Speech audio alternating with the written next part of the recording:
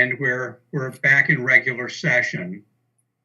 And I just wanted to say before we take citizen concerns that beginning this evening and through the remainder of my tenure as chair, town IT staff will facilitate citizen concerns and citizen comments during the regular agenda items. And then citizen concerns and citizen comments will be limited to 3 minutes each. So is it Matt, are you on, or is it Mark to open up with, if there anyone is there with citizen concerns? So this is Matt Frost. I believe Matt Murphy is signing in right now. I'll be helping you with that. Okay. Yes, I'm here. I'll be starting with public comments. If you're ready to take them, we do have a few hands raised. Please begin, Matt. Okay, first we're going to hear from Charlie Cadlick. Charlie, you should be able to speak. Okay, am I on? Yes, you are. Yes. Good. I want to talk about what happened in this past election. Now, back in December 17th, when we had the first Zoom bomb incident, you, the then Board of Selectmen, promptly had a special executive meeting, issued a statement condemning what happened, the hateful incident, all very appropriate. Now let's look at what happened in this election. It's pretty obvious that there was an organized, sustained effort to discredit John. Very maliciously misrepresentations were posted on Facebook, lies, personal attacks. There was not a single statement by any elected official in Acton condemning this. Now, this happened to John this time. It can happen to anybody, anytime, if we allow it to continue. This is now much more than about the controversy about the colonial mascot. This is about changing Acton, having the power to basically destroy what we have and substitute somebody's fantasy about what a town government should be like. If we allow this to continue, Acton will never be the same. It's time to act. It's time for people who know what's going on to stop being polite, considerate, and silent, and express their disgust, as they do privately, with what was done, by who it was done by, and the lack of official condemnation. Still time to do that. Maybe the Board of Selectmen will do it. That would be a step in the right direction. But regardless, let's alert everybody to what's going on. I will repeat, this is much more than a controversy about discontinuing the colonial mascot. This is about the future of Acton, and it's time to act. Thank you. Thank you. Matt, are there additional hands up for citizen? Yes, we have quite a few. We're going to go next to a call-in user. If you could let us know who you are and where you're calling from once you get the ability to speak. Call-in user, you should be good to go. Hi, it's Kara from West Acton. Can you hear me? Yes. Yes, so I didn't engage in any attacks, I can tell you that. But that said, I think it is important to include more voices, but I'm not calling about that. I'm calling about the Wetherbee parcels. I'm very excited to see that might be a potential purchase for the town, and I hope that the town figures out how to do that.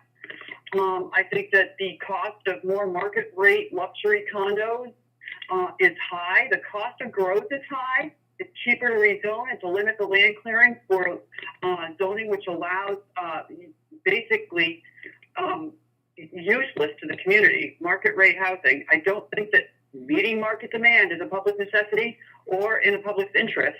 It's a private developer profit at the cost of our environment, our water, without any social benefit. And I urge you to purchase this lot and to direct town staff to come up with a list of solutions to prevent more market rate housing. We've got to stop this useless waste of the land. It's an environmental justice issue. Right there on Route 2A, that land would make a great park for people that are already crowded, not too crowded, on Route 2A. And it's time that we start focusing on giving folks that live in apartments a place to walk to.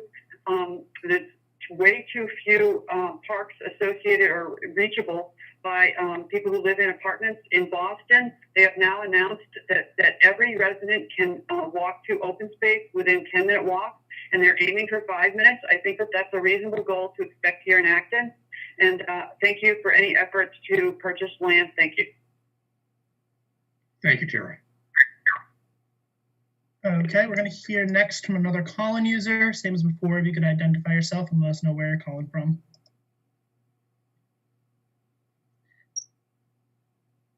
All right, you should be good to speak. Hi, my name is Daniel Gilfix. I live in historic South Acton, and I too was quite disheartened by the incivility of this past election. I guess I'm not alone in noticing a trend in local politics of vilifying candidates, treating folks with disrespect, attacking based on hearsay, and assuming sinister intent.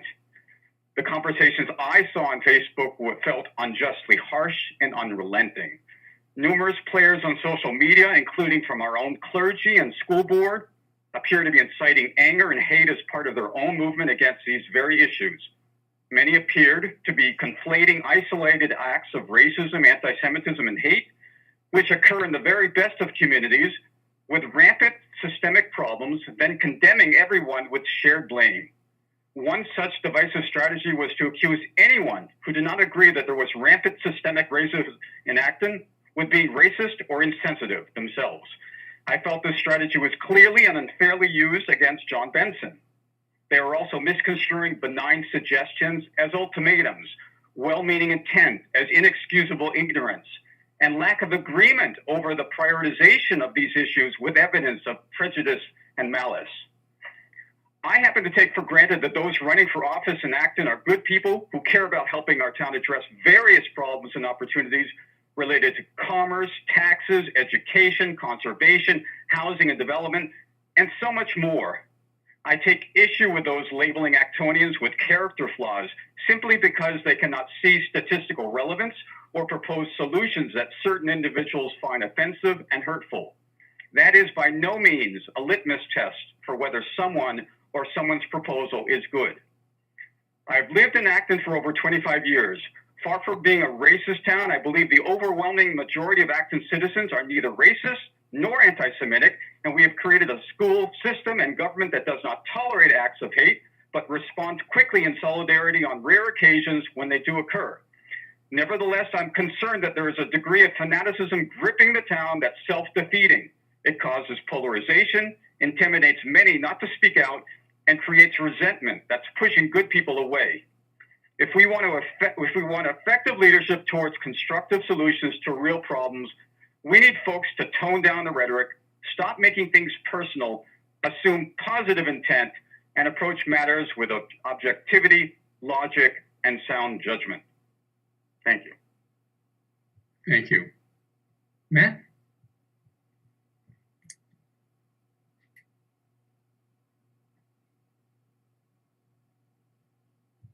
Sorry about that. We're next going to hear from Scott Smyers. Scott, you should be able to speak.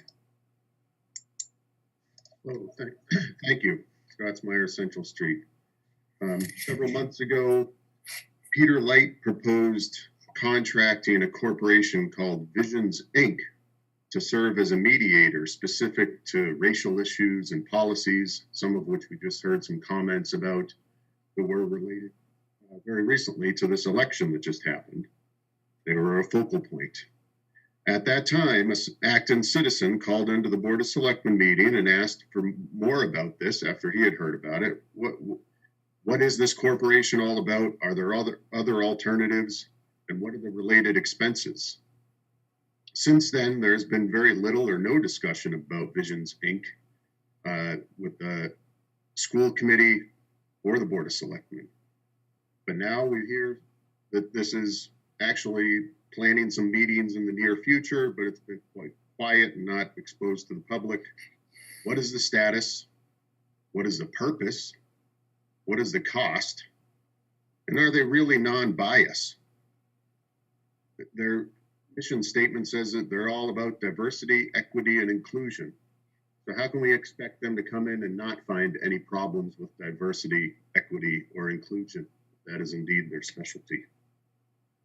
And how much time will it take the town staff? Indirect costs, that is. You know, we pay our town staff to do work for the town, not to be working on things that the town did not approve. Thank you. Thanks, Scott. Okay. Next, we're going to hear from Ann C. Ann, you should be able to speak.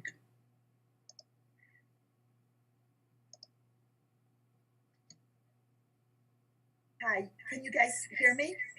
Yeah. Oh, well, hold on. Okay. I thank you. I wanted to address something that you guys might think is not appropriate for this session, but can I bring it up? Because it is appropriate to the town of Acton. Thank you very much. So I wanted to recover an innocent bystander's rights of unequal representation. And I've been here going on 21 years. I've lived here since 2000. I respect the Board of Selectmen, the town manager, the town hall, everything. So this regards to 126 Parker Street. I'm sorry, it might just be just one thing, but it's Parker's Crossing. And it's a deprived majority member being unlawfully badgered, bulldozed by a particular member of the protected class. And may I just say it, please? Or everybody is talking about racism, but this is related. I wish everybody would treat each other well, everybody, but can I just say it? Please. So, I'm sorry? Please say it. I'm sorry, thanks. So I am introducing, if you don't mind, of course this is Acton, but I'm introducing it nationwide, but it just takes a lot of energy, and I'm just trying to get a job. So, but I'm just trying to push for April as Heterosexuals Month. Please excuse me for saying that, but I mean, but I feel that it should be respected, recognized, and validated. And this person, that's it. And so the two, one, to recover an innocent bystander's rights of unequal representation, and two, for April Heterosexuals Month for Acton and all over Massachusetts. And that's it. Thank you. And this, it's just, I just witnessed inappropriate, unacceptable, outrageous, reprehensible behavior. Okay, that's it. Okay. Just contemptuous, combative, cantankerous behavior. And it happens in the parking lot. And then the police, we love our police, the chief, Mr. Burrows, Rich Burrows, they're fantastic. But I think I observed that they show a bias towards this group. And I'll just say one more thing and I'll end with this. A manager told me, oh yeah, the in the closet LGBTs are the worst. I don't think so. I think they're all, I respect them, but other people think that I don't, but I do. And then I'll just end with like he said that in the closet LGBTs cause trouble for the straights. And I just hope everybody. And you are out of time. Okay, thank you, ma'am. I'm sorry. Thank you. Matt, next, please. Next up, we're going to hear from Linda Vieira. Linda, please go ahead. Linda Vieira, Village of Nagog Woods. I was part of John's opponent's campaign team, and I would like to set the record straight. We ran a pure and a positive campaign and a platform of moving Acton forward. Fran and her team, including myself, did not participate in any negative campaigning at all. Whatever was posted on Facebook or any other place had nothing to do with Fran or her campaign team. Thank you. Thank you, Linda. All right, next up is Ben Lieberman. Ben, you should be able to speak. Hi, Ben Lieberman, Massachusetts Avenue in West Acton. So the recent election pretty clearly showed extreme hyperpolarization at the local level. And I would just ask that Acton residents remember in the future that no matter how fun it may be in the spur of the moment to get that little jolt of energy from a Facebook post with a lot of likes, that the people you're talking about are your neighbors. And moreover, we're all going to probably hopefully see each other soon with masks off. It's a lot easier, I think, to go after people if you don't expect to really see them. And I would also ask that local leaders, and I mean that broadly, look at themselves and ask whether they see themselves as bystanders or as leaders. So it's, you know, a bystander might say, this has nothing to do with me. I can't do anything about it. I won't speak out. So that's my question for local leaders broadly considered. Thank you very much. Thank you, Ben. All right, we have two more so far. Corin Hogseth, you should be able to speak. Hi, my name is Corinne Hogseth. I live on Seminole Road. I had a question pertaining to the visions thing as well. Given that there are meetings coming up, what's publicly available about it? Do we know who's going to be participating? Are the meetings going to be open to the public? What do we know about them? John? Thank you. I was going to touch on this in my opening remarks. I can wait then. Okay. Does that cover what you have to ask, Corin?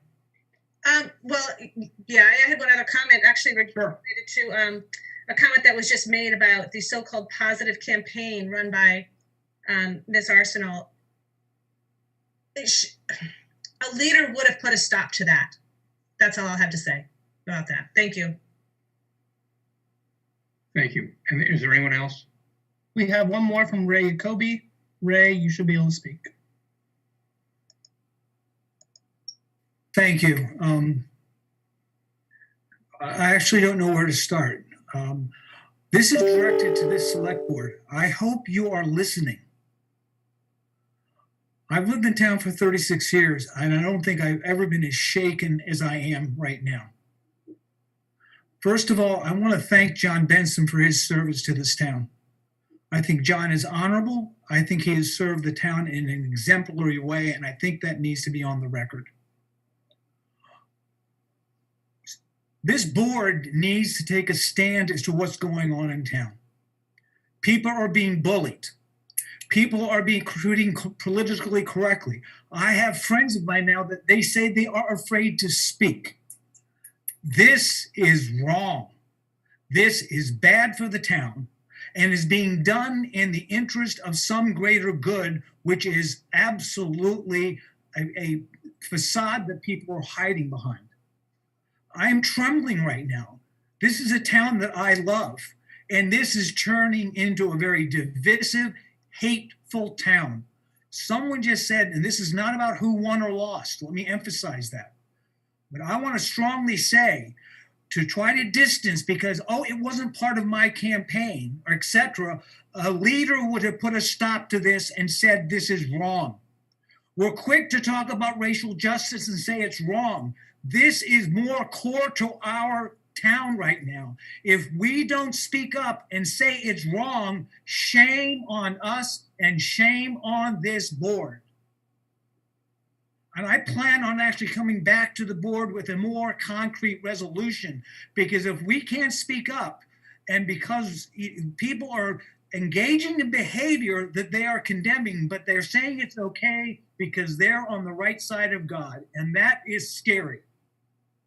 And I'm actually heartened that a number of people spoke up tonight.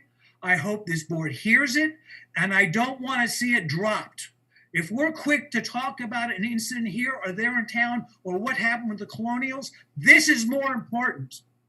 And this is more central what's happening in the town, and it's upset a lot of people across the whole town. So I encourage the board to hear what you heard tonight and to follow up and not let it drop. Take a stand. Ray, you have 1 minute left. Thank you.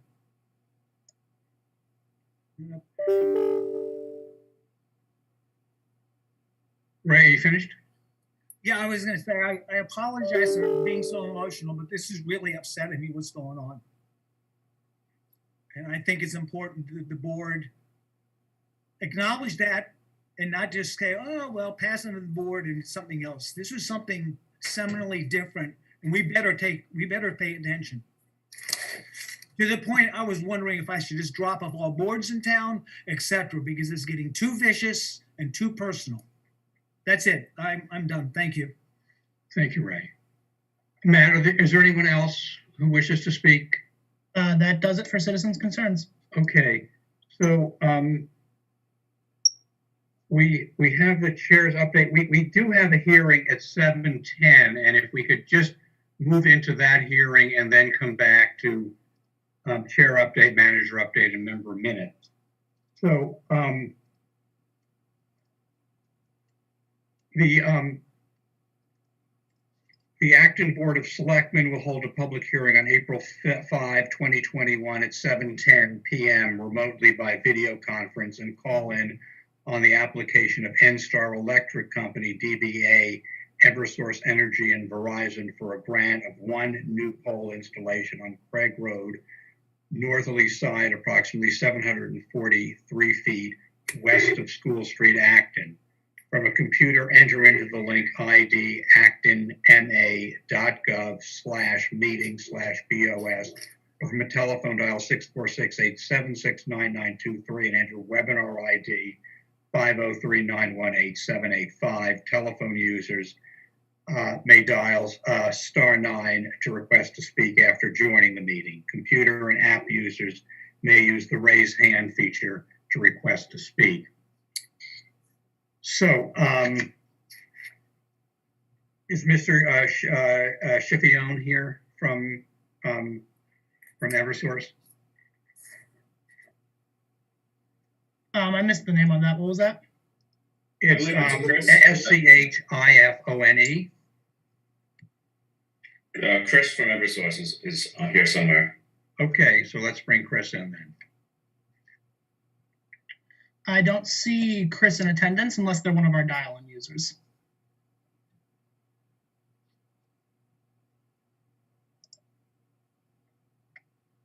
There's a dial-up user with their hand up. I can promote them and see if that's Chris, if you would like.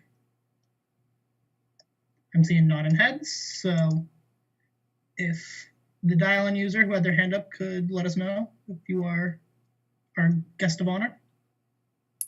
This is Christine Cosby. Okay. Can you hear me? From Eversource. Can you hear? Yes, we can. This is Christine. Okay, thank you.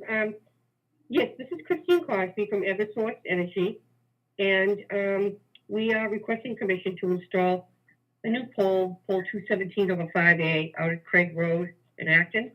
And the purpose of the new pole would be to provide a new service for a solar project located at number 7 Craig Road.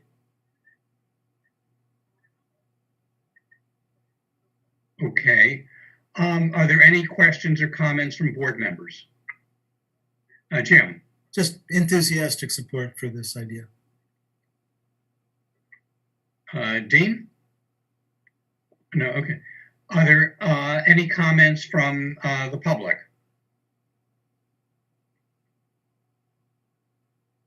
No? One hand has gone up. Okay, sure, please. Tara, you should be able to speak. Hi, this is Tara from Acton, and I'm wondering what's the purpose of this, because I'm concerned about too much electronics being near people's bedrooms, and I realize that area of town probably doesn't have too many bedrooms, but I'm always conscious of what the utilities are up to. Can you tell me what the purpose of this is? Yes, Craig Road, which I believe is an industrial area. There's a building there, and it's a storage building, and they are building a solar panels, a solar project on the building, and to provide solar energy. And in order to provide the service to that project, we have to install a new pole dedicated strictly for this particular project. Thank you. And it's in the industrial area, right? Yes, it's in the industrial area. Thank you. I'm in support. It's not in a residential area. Are there any further comments? There are no raised hands at this time. Okay, so John, is it now before us to approve the request of Eversource for the additional poll? Yes. Move to approve. So it would be to, Point of order, Mr. Chair, do we have to close the hearing first, or is that not required? that's interesting. John, do we close the hearing and take the vote? Okay, Nina, that would be right. Okay, so is there a motion to close the hearing? Move to close. Joan moves. Who seconds? Dean seconds. David, if you'd call the roll, please. Mr. Snyder Grant? Aye. Ms. Gardner? Aye. Mr. Charter? Aye. Mr. Benson? Aye. And I say aye, so it's unanimous. Okay, now can I move to approve the poll? Yes, you're approving installing one pole 217/5A in Acton, and it's located at number 7 Craig Road. Okay, and is there a second? Second. Okay, David, if you please call the roll. Mr. Snyder Grant? Aye. Ms. Gardner? Aye. Mr. Charter? Aye. Mr. Benson? Aye. And I say aye, so that's unanimous as well. Thank you. Okay, thank you, Ms. Crosby. So, Thank you very much. Okay, good evening. And sorry we Okay, got you a good little evening. bit late. Okay, so Oh, that's okay. we're back onto regular business. I'll begin with the chair's update. There will be a joint budget workshop tomorrow night with the Board of Selectmen still, and the Finance Committee beginning at 7 o'clock. That is a virtual meeting, and the agenda is posted together with the link, and the public is welcome to join. Our next select board meeting will be Monday, Monday, April 12th, where we will be reviewing and hopefully approving the town manager's budget. And then our first full meeting after that will be on April 26th. So that's where we are meeting-wise. I just wanted to say something. I'm good. I learned back in high school elections that one person has to win and one person has to lose. But what went on Facebook in the run-up to the March 30th election has no place in local elections. We are not neither Fran or I are politicians looking to build a political career. We're both town mothers and town fathers, going back, serving as a select board member. It's a tradition that goes back to the early 1700s. It was okay. All for the good of the town. And what I was particularly upset about were there were elected leaders in this town, members of our state House and Senate delegation, who could have spoken up and chose not to. I would particularly upset with State Senator Jamie Eldridge, a leader in the Massachusetts progressive community, for not speaking up. There's another election coming up on June 29th. There will be a varied field of candidates, and no candidate should be subject to the lies, the vicious untruths that I was subjected to. Talk about issues, talk about what you're going to do as a selectman. What have you done the last 3 years? What are you going to do the next 3 years? And Jamie, we had a call last week. You called me on Thursday after the election, and I raised this with you about your inaction. And I called you a coward, and I stand by those words. I'm expecting more of you as a leader in this community. And I'm not expecting a Bill Clinton type political calculation of how much I can get away with. I want to see you as a true Massachusetts profile and courage. And that will cause you to go back to the communities that are your political base, the racial justice community, the social justice community, the progressive community. And you're going to have to speak to that group of people. The Evelyn O'Byas, the Kira Wilson Cooks, the Amy Krishna Murphys, the Mike Rothbaums, the Leela Ramachardens, and really have a heart-to-heart talk with them.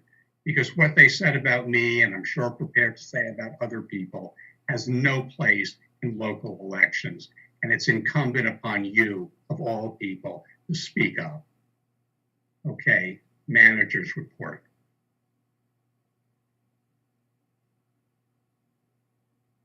Thank you, members of the select board. Just a clarification, the meeting tomorrow night starts at 6 p.m. We expect it won't be a long night, but we want to get started early just in case. Department and division heads are very excited to present their operations and their budgets to both the select board and the finance committee, and I look forward to all of your questions tomorrow night. The issue or the question of community conversations came up a few times in citizen comments, and I was going to address it anyways. Over the last year, there's been a lot of discussion.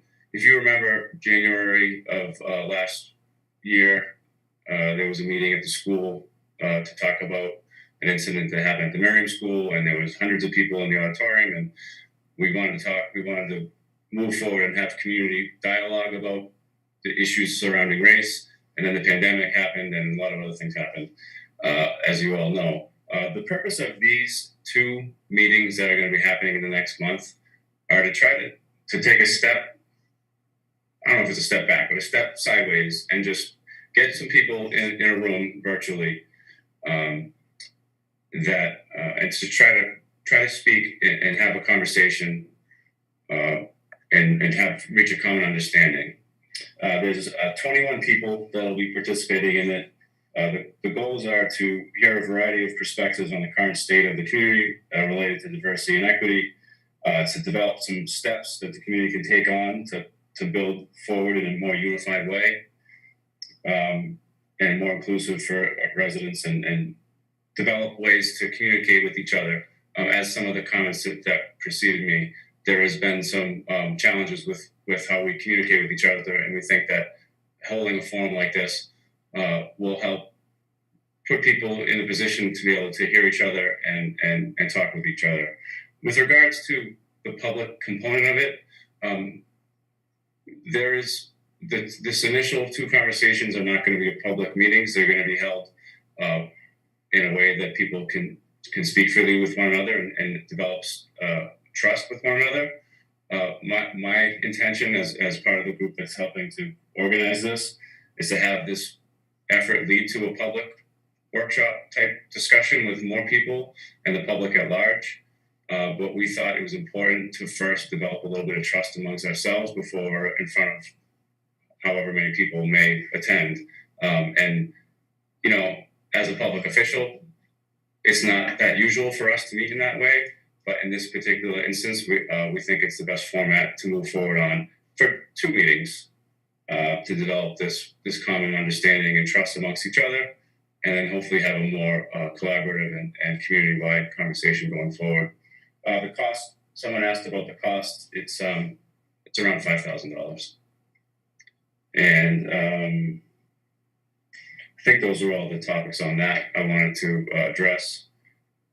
Other items from the manager's office, we did get the warrant closed for private articles last week. We did get 3, 1 related to the dog park and 2 related to changing the planning board from appointed to elected. We've heard from the sponsors on the planning board one that they may want to make some changes to that, but that's to be determined. So as of right now, there are 3 citizen petitions that would be on the warrant. I've talked to Mark, and we're going to connect with the moderator, but we're hoping to have a draft outline of warrant articles for the board to look at your April 26th, so that you can start to think about how to handle town meeting this year. Obviously, things are changing, and it's not the situation that we were in last year isn't the same that we're in this year. But I personally think having a meeting that's can be accomplished in one night is something that we should shoot for as a goal. But that's something that the board would have to take on and discuss. And so we'll have a draft outline for you at that meeting to start thinking about. Other things, there's a hearing, or no, not a hearing, but a public meeting next, I guess it's actually the 8th, which is this week. It's a virtual forum on the Powder Mill corridor, the study that we're doing with Maynard. And the first 2 meetings were pretty well attended, and we encourage people to check this one out. There's information in the Municipal Monthly, or you can see it on our website to get into it. I also wanted to mention that we've received some grants that we're pleased to report. Housing Choice Grant we'll be discussing later in the meeting, so I'll save that for there. But we just heard earlier this afternoon that we also received a grant for the Winter Shared Streets program for the Mass DOT to do a new sidewalk on Harris Street. As you recall, that was when we were planning the North Acton Fire Station. It was brought to our attention that there's a need for a sidewalk there, and even more so now that the layout of the road's changing. So we were planning to find ways to fund that through the project budget and other available resources. With a $285,000 grant from the state, we'll be able to do most of the sidewalk using that grant, which is very exciting. Corey and Chin, Corey, our Public Works Director, and Chin, our Town Engineer, applied for the grant and have already put it out to bid, and we will get started on that in weeks and not months, which is very exciting. The thing I wanted to mention is we're actively pursuing grants, and we're tracking them, and we'd like to share that information with the public. You can look at all the grants that we've received if you go to actonma.gov/grant. There's also a link on the town manager's website if you're looking through there. I want to thank Acton TV for helping us last week. We put together a little video for Earth Day, and it took a lot of effort from a few volunteers and from our partners at Acton TV. I just want to thank them for that. And the Municipal Monthly, it was sent out with tax bills this quarter. In the tax bills, it's only 2 pages, but I want to call your attention to the online version, which is like the extended version. It's, I think, 7 or 8 pages. So don't think that just because you got it in hard copy that you've seen the whole thing.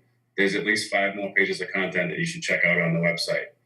So don't forget to check that out. And I think those are all my comments. Thanks. Sure. Member minutes starting with Joan. Oh, Jim, I'm sorry. All right. Either way, let's say I got a couple of things.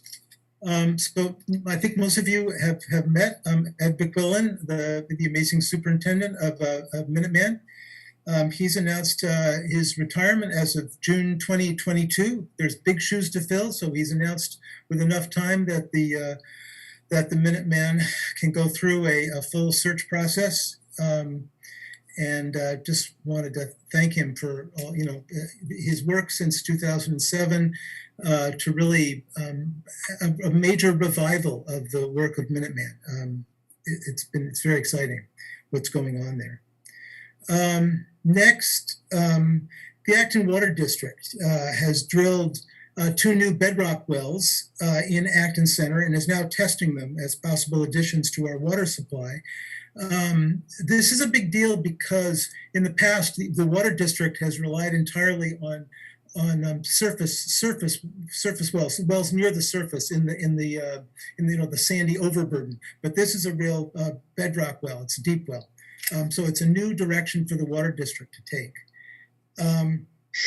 Along those same lines, I wanted to mention that the Water Resources Advisory Committee, which has been inactive for the last year, is coming together again. They're coming together again for the water study of supply and demand over the long term in Acton. That was part of one of our selectmen goals, to get that process working again between the town and the Water District. So I'm happy to say that committee has found a way to start meeting again. Let's see. I guess the last thing, not quite sure what to say about the election, but I certainly had a lot of thoughts and feelings as people were talking. So let me say a couple of things. The first is that because I was not announcing a candidate to support for this election, I got calls from both people who are volunteering with John's campaign and with Fran's campaign, and was able to sort of see a lot of what was going on. And I wanted to agree that both John and Fran were very honorable during the campaign, and were acting, as putting together a positive vision and not talking each other down. So I will miss you, working with you, John. And I am looking forward to working with Fran. I think you're both fine public servants. I did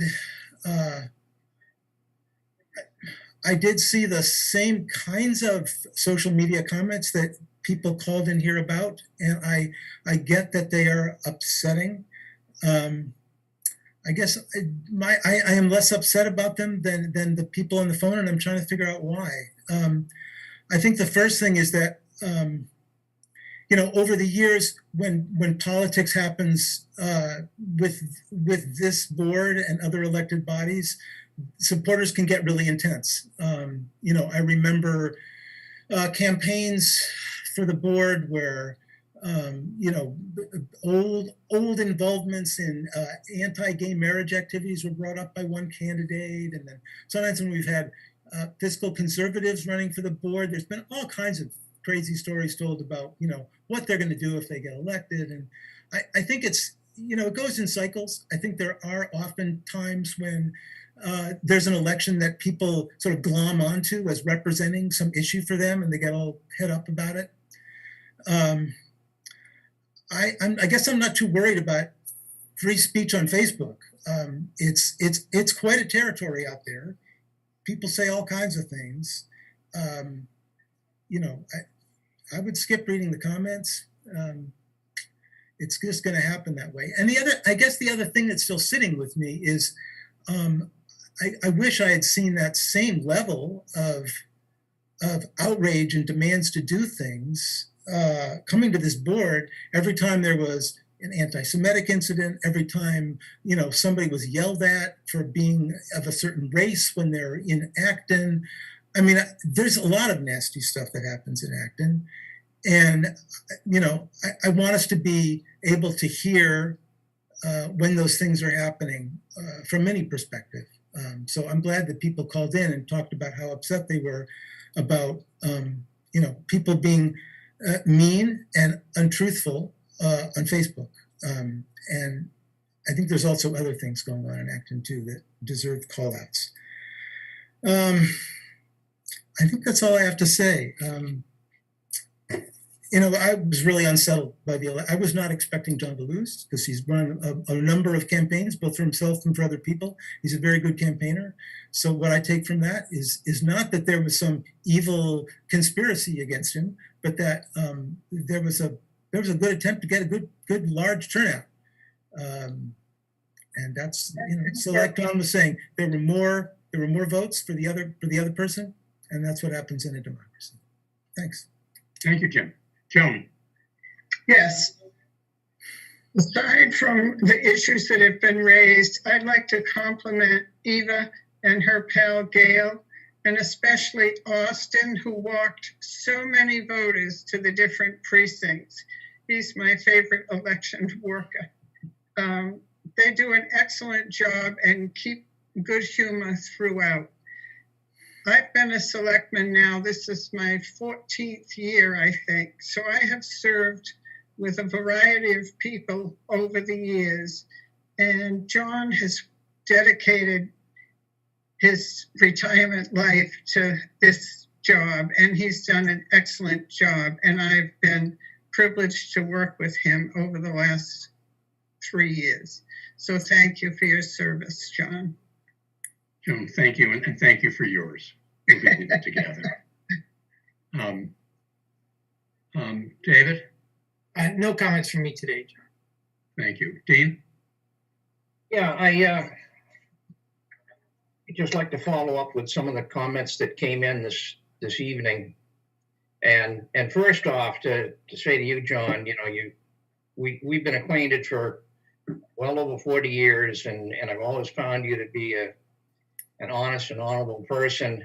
And I will admit to the fact that I try to stay off Facebook as much as I can, and most of the vitriol and frankly just plain garbage that ended up there was something that I was not aware of until just the very end, and there's certainly no place for it. And John, I've been privileged to work with you and hope to work with you again in the future in some capacity. As far as the tenor of the conversation, certainly there's been some very passionate campaigns that I can think of in the years that I've lived in town, which is all of them so far. But I think the combination of the national politics, the national situation, the pandemic when everybody is on edge, and there's problems with social media that people just don't feel responsible. That in a less technologically evolved time, if somebody said the sorts of things that got put out on Facebook face to face, somebody get punched in the nose. And I think, I'm not advocating violence, but I think it did bring a certain amount of civility. And I'm frankly very disheartened with what I've seen and the total lack of tolerance that I think is just not called for. My hope is that as this pandemic ends, as quickly as possible, we can get out of Zoom, we can get back into in-person meetings, and we can see people face to face, and we can have decent conversations and not spend all this time technologically backstabbing one another, which is what's been going on. I've read a couple of messages that Charlie Cadlick has sent out, and I've had tremendous respect with Charlie for my entire career. He absolutely nails it with what he said, and I agree with him very firmly with the kind of comments that he's made. And I just don't think there's any place for the kind of crap that we've been putting up with recently and what's come up in the last few months. So hopefully better times are coming. When we get out of our little Zoom boxes, we can start having decent conversations with one another, and whatever can be done, including the discussion that the town manager had about these conversations with various town leaders to try to move forward a little bit and stop spending all your time demonizing one another. Thank you. Thank you, Dean. Let's just we'll jump to item 12, which is the next steps with regard to charter change for renaming the Board of Selectmen to Select Board. So, Nina? Sure. I didn't know, John, if Manjaro, if you want me to just describe the process, or if you had anything you wanted to take the board through. Well, no, thank you. Yeah, so the election that occurred last week was the last step in the process of the charter being changed to reflect that the Board of Selectmen is here and after referred to as the Select Board. And you gave us guidance that we need to send a letter to the state, which I think the town clerk sent today. And so each of the members here today are now Select Board members. I guess if you could just explain the rest of the process, because there's a lot of formal paperwork that we're gonna have to do just on a just to finalize the where all the documents and bylaws and all the things that we have. We're going to start changing all the selectmen agendas to be select board agendas, and everything like that will change, like the website. But in terms of the bylaws, if you could just explain how that's going to go. Sure. This is, as you said, this is a couple-step process. So as most folks know, a charter change has two significant triggers. One is a town meeting vote, and the other is a vote of the town at an election, the next annual election. That has just now passed. So that is the last step to make it legally effective for changing the Board of Selectmen to the Select Board. And selectmen are now members of the Select Board. So you're all referred to as members. As Joan said, that is now legally in effect under the charter. There are additional steps that need to be taken. The town clerk needs to notify and give a certificate of the charter change to various entities at the state. We need to publish the new charter, get it on the website, and every now and then that should be republished and reviewed and updated. As John mentioned, that charter change does not also change all of the verbiage in the town's bylaws. So the zoning bylaw and the general bylaws in probably hundreds of places refer to the Board of Selectmen as the Board of Selectmen. The next step in this process will be a town meeting article to change the bylaws. And that, unlike a charter amendment, will just be a one-step process. It's just a vote at town meeting, and once it's certified and approved by the Attorney General's office, those bylaws will be changed. So we do have this period of time where there's a little bit of a lag between what legally you're referred to as under the charter and what the bylaws say. But that's just an administrative detail that between town council's office and the town manager's office, we will straighten and present to town meeting to complete the process. So although the bylaws still say the Board of Selectmen, legally under the charter, you are the Select Board. That was a long way of saying something somewhat simple. So I'm happy to take questions if I overcomplicate. Yeah, when the letter was sent, Eva's letter was sent into, I think it was the Department of Housing and Community Development today. Yes, there's a number of state agencies or entities that need to get the letter. The state archivist, the Attorney General's office, and DHCD among them. Is there an acknowledgement we need to receive from them before we're officially the Select Board? No, this is just a notification process. So like putting it up on the website, it is a legal requirement that we put up the revised charter on the website. And it is a legal requirement that we notify the state, but the legal triggers for the change have occurred. The town meeting vote and the election. So when we meet tomorrow night in a joint meeting with the Finance Committee, we are the Board of Selectmen or the Select Board? You are the Select Board. I think John's intention with discussing this tonight was to have the board acknowledge that the charter change has gone through and acknowledge that you are all now referred to as the Select Board. And we're all members. You are members of the Select Board. So are there any questions or comments from board members? Are there any questions? Jim? I guess I feel my heart is going out to Joan because I know this is distressing to you in some ways, or at least not the way you wanted it to go. And I just want to say that if you prefer that I refer to you as a selectman for the next few months, I'm very happy to do that. Okay. Great. And my next thought was, when do we get an SB at actonma.gov shell to use? It's already there. So the old one will still work. So right now you can email selectboard@actonma.gov, SB at actonma.gov, or BOS at actonma.gov, because we can't. That one has to stay active because a lot of people probably only know that. But yeah, it works as of today. Okay, thanks. Okay, we're all set then. Any comments from the audience, from the public on the name change? There is one hand raised. I don't know if it's on this particular item or not. It would need to be on this particular agenda item.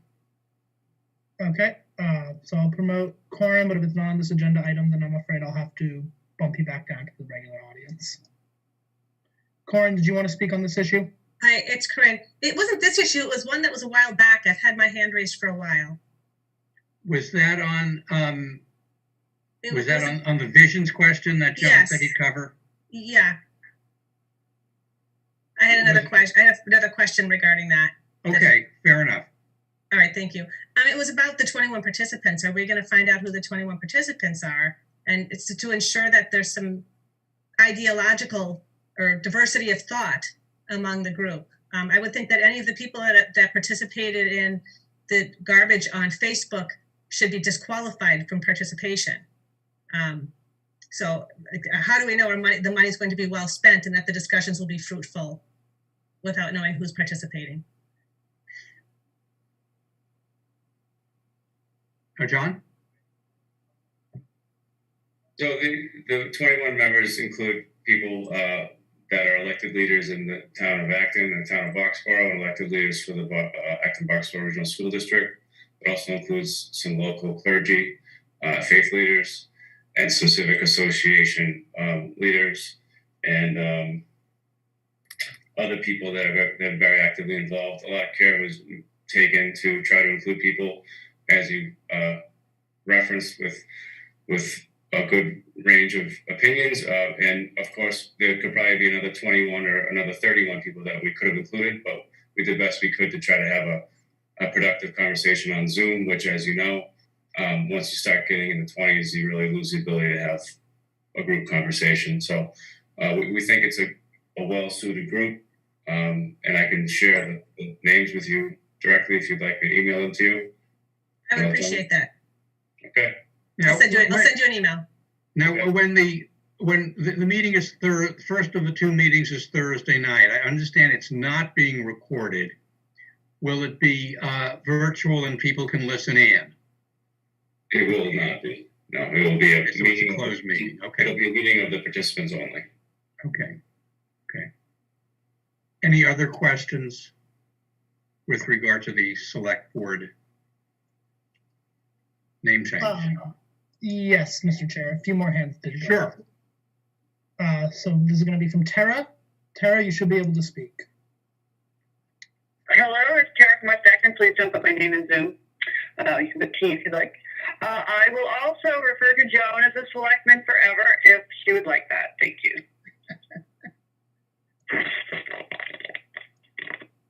Okay, thank you.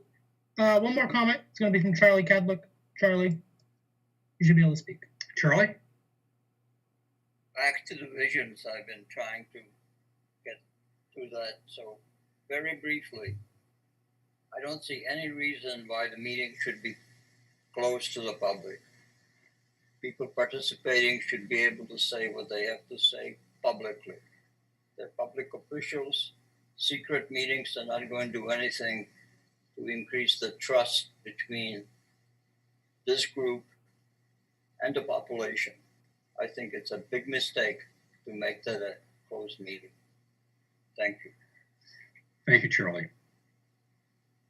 Okay, we have it at 7, we're past 7:20. There was a hearing scheduled on 67 Powder Mill Road. The Acton Board of Selectmen will hold a public hearing on April 5, 2021 at 7:20, continued from March 15, 2021, virtually on Zoom, https://zoom.us/j/5039-18785 on the application of Old Mill Development Trust for a site plan special permit number 092820-480 under zoning bylaw section 10.4 at 67 Powder Mill Road, map J3, parcel 59-6. The application and accompanying plans can be inspected at the Planning Division office in Town Hall during normal business hours. For information on how to participate remotely and to view the application materials, go to http://doc.acton-mass.gov/dsweb/collection-1277. The petitioner has requested a continuance to April 26, 2021 at 7:10 p.m. Since this is the latest in the series of continuances, I asked Lisa Tamil to inquire what is the reason for the continuance. And she wrote me back on Thursday, April 1. The Planning Division received updated plans this week, and the town's engineering consultant needs more time to fully review the plans to provide further public comment to the town. So that's the reason for the continuance. So can I take a motion to continue the hearing from April 5 at 7:20 p.m. to April 26, 2021 at 7:10 p.m. So moved. Thank you, Joan. Is there a second? Nadine, for a second. If there's no further comments, David, would you please call the roll? Sorry, I had to unmute. Mr. Snyder Grant, Aye. Ms. Gardner, Aye. Mr. Charter, Aye. Mr. Benson, Aye. and I say aye too. So it was unanimous. Thank you. Okay, so we're back to John for COVID-19 response updates.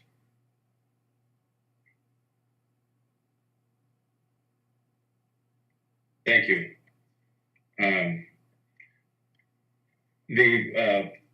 The cases in town, they had dipped down to single digits in early March, and there's been an increase, actually a pretty steady increase in the last few weeks, where it actually reached, there was 38 active cases just a few days ago. We're down to 28 today. But I think it's consistent with what we're seeing across the state. I just got the text from the state that their numbers are up around 2,900 today, which is high. So, while we're working very hard to get people vaccinated, and a lot of people are getting vaccinated, there's also a parallel situation going where people are, I think, out and about and doing more, feeling more comfortable doing things that they hadn't been doing for the last year, and it's creating a little bit of a spike. In terms of Acton, we're still not considered the state's categories of high risk. We're still in the yellow category, which I think is moderate risk or medium risk. But we're going to continue to closely monitor that. And as part of that, the state did enter its fourth phase, which is a substantial reopening. Fenway Park is open. A lot of things are open that have been closed for a long time. And our staff here has been working on what reopening looks like for us. The library restarted, I guess I should say, their in-person browsing today at the Memorial Library. They let people in for, I think it's a half hour or 20 minutes, and they let only a certain number of people in, and then they can get books and then they have to get out of there. But they're in the building, the public are in the building, which is nice to see, and we're using all the necessary protocols to make sure that both the employees and the people visiting are doing so safely.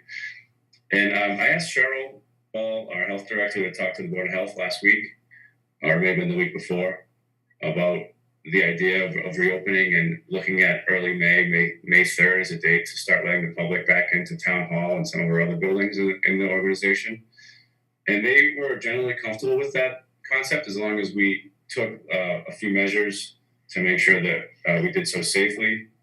The three things that they wanted us to make sure that we did, one was that we had the proper PPE and plexiglass and signage and all the things like that. And that's something that we did, a year ago, and we didn't really ever use because the public never came back. So we sort of have that all set to go. Another is they wanted us to make sure that we had processes in place if there is an exposure in the building and how to handle it. And again, that's another thing that we've had prepared a while ago, and we're just finalize and have it ready to go for our use. And others just to make sure that we maintain our social distancing and physical distancing, and that we have a cleaning protocol, which are all things that we're doing. We also have a testing program that we introduced over the fall or within the last few months, where if any employee needs a test, we could give it to them and get the results within 24 hours. So they don't have to try to get an appointment with a medical provider. Our fire department has been providing these tests. We purchased them using CARES money or FEMA money, and it's worked out pretty well to give us a level of certainty and also keep people at work. If they, rather than waiting 5 days for an appointment, they can get tested and maybe come back sooner. So it's been a benefit, and we'll continue to do stuff like that. So I guess in March of last year, the Board of Selectmen and Board of Health jointly declared a local state of emergency. And we're not asking you to consider changing that at this time. Within that declared state of emergency, you directed that certain measures would be taken to protect the health and safety of the public. One of those measures that we implemented was closing buildings. And what I'm asking you tonight is if you'd be comfortable with us moving forward with a reopening to the public in some limited way, starting May 3rd. Okay. John, just one question first. How many cases, COVID cases, have we had since last March? Do we have that number? Yeah, it's 876. Mm-hmm. Thank you. Okay, so on John's seeking support for reopening on a limited basis beginning May 3rd, comments, questions? Dean? Yeah, I think it's time to do it. I'm very much in favor of opening it to the extent that John and the health director feel it's appropriate. And May 3rd sounds fine. I suggest we support him in that. David? Yeah, I agree. I think opening in May on a limited basis makes sense. I don't think it quite makes sense yet to do public meetings, and that involves a little bit more thought, I think, as to how we ramp up public meetings and in what spaces those public meetings can happen and with what numbers of people, that kind of thing. So, I think we don't have the spread out meeting space that would allow all the public meetings to happen the way they used to happen. But I think what I'm basically saying is sometime after that May 3rd date, we probably should have a plan for how to ramp up which public meetings and when, how and when. Thank you. But after May 3rd. I just kind of wanted to confirm that May 3rd did not mean that public meetings were going back into effect yet. That's my assumption based on what the manager said. Yeah, so thanks for that question. I think we're not asking to hold public meetings in the buildings. I do think that the board maybe should consider whether you would want to allow certain committees to meet outside.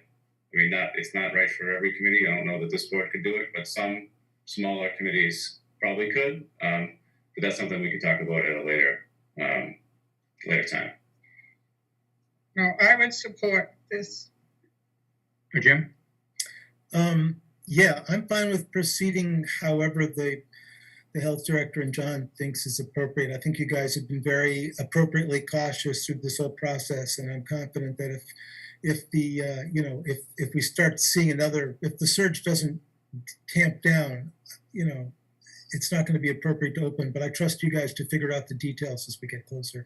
And in response to David and your conversation about board meetings, I just wanted to really appreciate John and the staff for creating some Zoom-ready spaces inside of Town Hall, like the one that you're in right now and the others, because they'll allow us to have mixed in-person and remote meetings. And I think that's going to be a mode that we're going to need to be in for a while. We've had wonderful turnout at our select board meetings because of the ability for people to use Zoom to participate. And I want to make sure that continues. And there may be boards where, some members are comfortable meeting in person and some are not. And that's tricky to do well, both from a technical and kind of management point of view. But I think we may need to figure out how to do that. Okay, so thumbs up consensus for John to go forward with a limited reopening of town buildings on May 3rd. All right, John, you're in business. Thank you. I guess I would just also say that the Board of Health wanted us to make sure that we track public health metrics and be able to scale back if needed. And we would certainly do that and intend to do that. Thank you. Okay. So, John, this would be you announce the Housing Choice Grant Award. Yes, I'm very pleased to announce that we were awarded our second Community Housing Choice Grant Award. This grant is for $233,000. 85, isn't it? Well, no, so there's two grants, 285 for sidewalk, and then the one that I'm talking about right now is, sorry, I'm confused too. It's 233,000. So what we're going to do with that is two things. It's going to support two proposed affordable housing projects. The first is the Housing Authority's proposed project, which the board just voted a letter of support for last meeting, which would be to build approximately 40 units at the former Kenny landscaping site that the town owns. And so what we're going to do is we're actually going to do a feasibility to determine whether we can connect the existing sewer that stops basically at the Dunkin' Donuts before the bridge in Kelly's Corner, and check out the feasibility to bring sewer across the bridge and connect it to the project there, which would open up the opportunity to not build a septic system, first of all, and also have it connected to the sewer. Secondly, it's funding to design and so it's the feasibility, and if it's determined to be feasible, it's funding to do the design work for that. So it's a project to help offset the costs for the Housing Authority.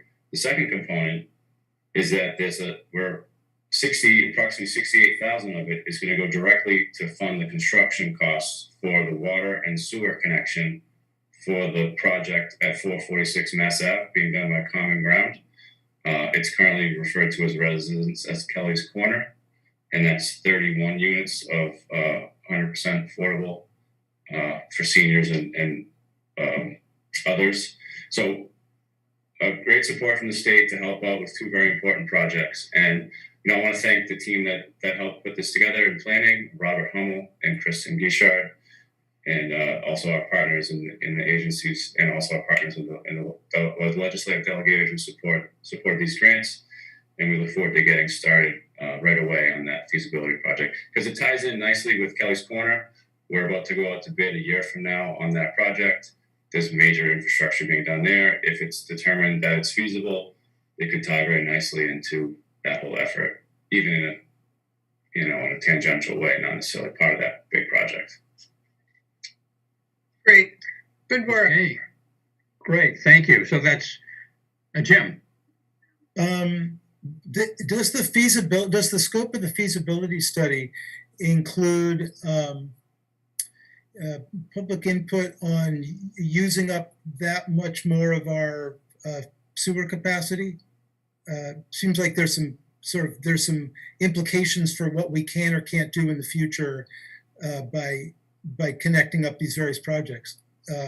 So I just wanted to check in to see if that was part of that was going to be part of the study or part of the decision-making process.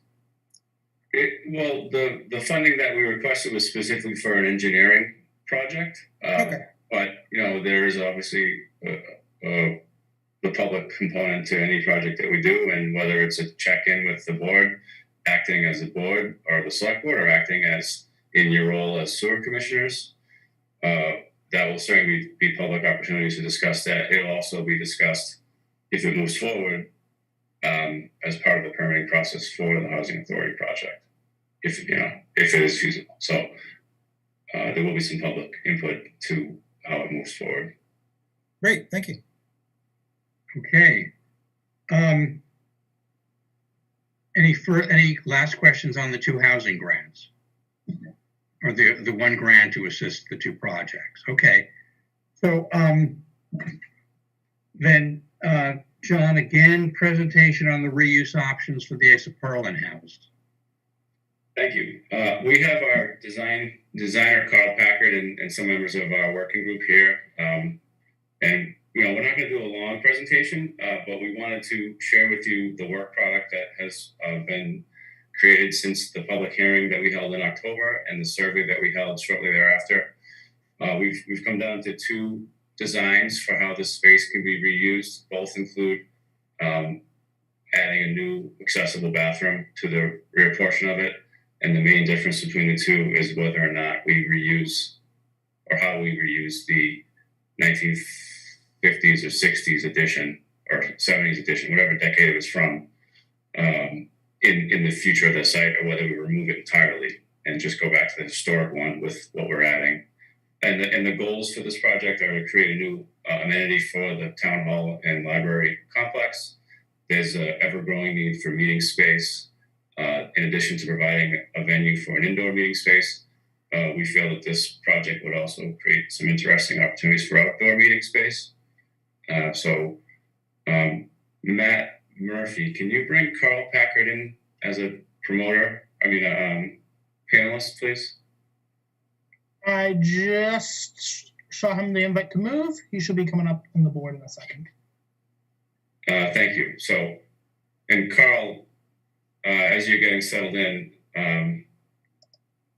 if you could, what I'll do is I'll share my screen showing the two layouts, but if you could, Carl, if you could just talk us through where we are now. I'm gonna have to unmute and There we go. Okay. All right.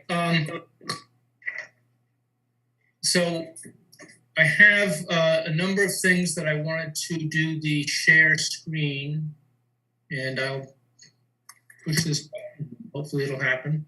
And the first one was this. Good. Okay. This is just a little bit of statistics. We have a program that we're looking at of I can't see that. Can anybody see this? No. No, not loading in. Okay, it says I am screen sharing. Yep, you're screen sharing a big black screen. I'm sharing a big black screen. Try redoing it. Okay. Do you have two monitors? Well, I do. Yeah. You could be sharing the other monitor. And you're sharing. No, they're both saying the same thing. They both have the same thing on them. What I'll do is I'll turn off this big monitor. Okay. Does that do anything? We see you. See you. Well, that's an improvement. Well, maybe it isn't. I don't know. That's I guess that's debatable. Problem is this screen's so small I can't see. Carl, why don't I share the two floor plans that you provided? Concept. Okay. Well, I had a bunch of things. I've got the floor plans, and I've got this, the information on the program. I don't understand what is. I think we'll have to, we can get back to other stuff. Maybe you can just talk through the programmatic stuff as we look at the concepts. Yeah. Okay, so basically what we've got it for program is 2 toilet rooms as required by code. You have to have a male and a female, or whatever, you have to have 2.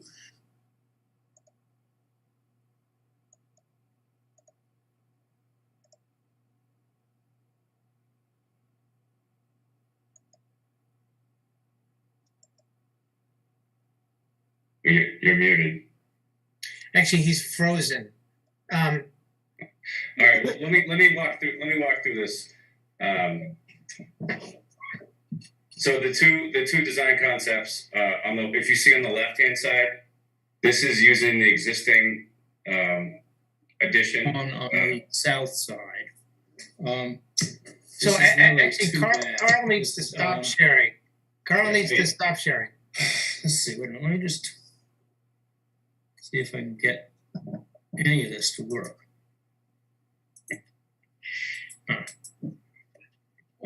So if I flip to another, can I go back to screen sharing?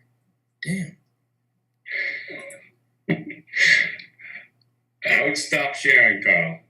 And see, I would stop sharing and see what happens. Let's just talk through the project. Well, Yeah. do we need to, Well, you need to see some. Yeah, we need to see, we gotta see this. So do you guys want to work on it and we can cover some other business and come back to this? Yes. All right. So the next item would be the presentation from Friends of Gardner Field. That would be Paul Swiden. So I guess if Matt Murphy, if you could just force Carl's screen to stop sharing. I can't seem to force him to stop sharing. It seems like the whole application is kind of frozen right now. Okay. Stand by while I try and figure this out. I can't control it. Something's very. Oh, wait, here we go. Stopping screen share. Okay. It won't let me stop the screen share.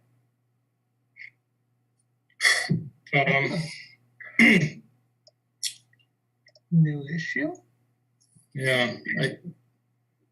All right. We're gonna have to kick you out of the meeting, Carl. Matt Murphy, can you just fix the meeting? Sorry, Carl. Yep. Sorry. Okay. All right, we're back. Or if you can't work it out, maybe we could hear from Carl next Monday night. That sounds good. Okay. So next up would be the presentation on Friends of Gardner Field. John? Yeah, so Paul Swiden and Melissa Ryer are here. Paul is a part of the Friends and Melissa is our rec director. And they're here to make a joint presentation on this topic, which we're going to try and share screen again. Hopefully it goes better this time. Melissa, are you going to share it? Or Paul?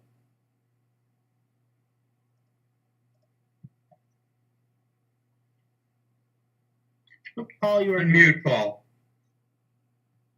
Hi. Could you also promote Carol Lafferty from Friends of Gardner as well? Sure. And then I wasn't sure if Melissa was going to share her screen or if I was going to do it on my end. I think Melissa is going to run point on that, but I'll do it if she doesn't want to.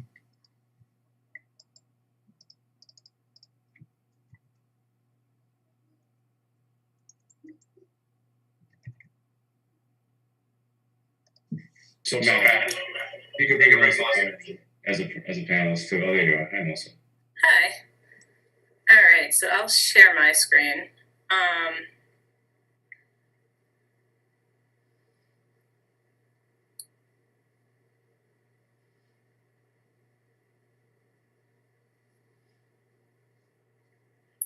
Slideshow.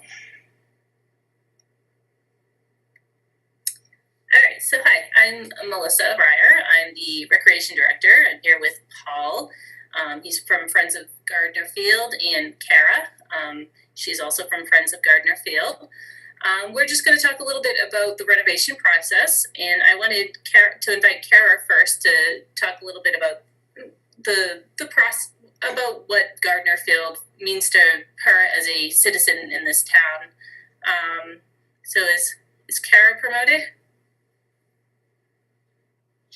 She is I now. don't see Kara in the meeting. She's there. It's Kara.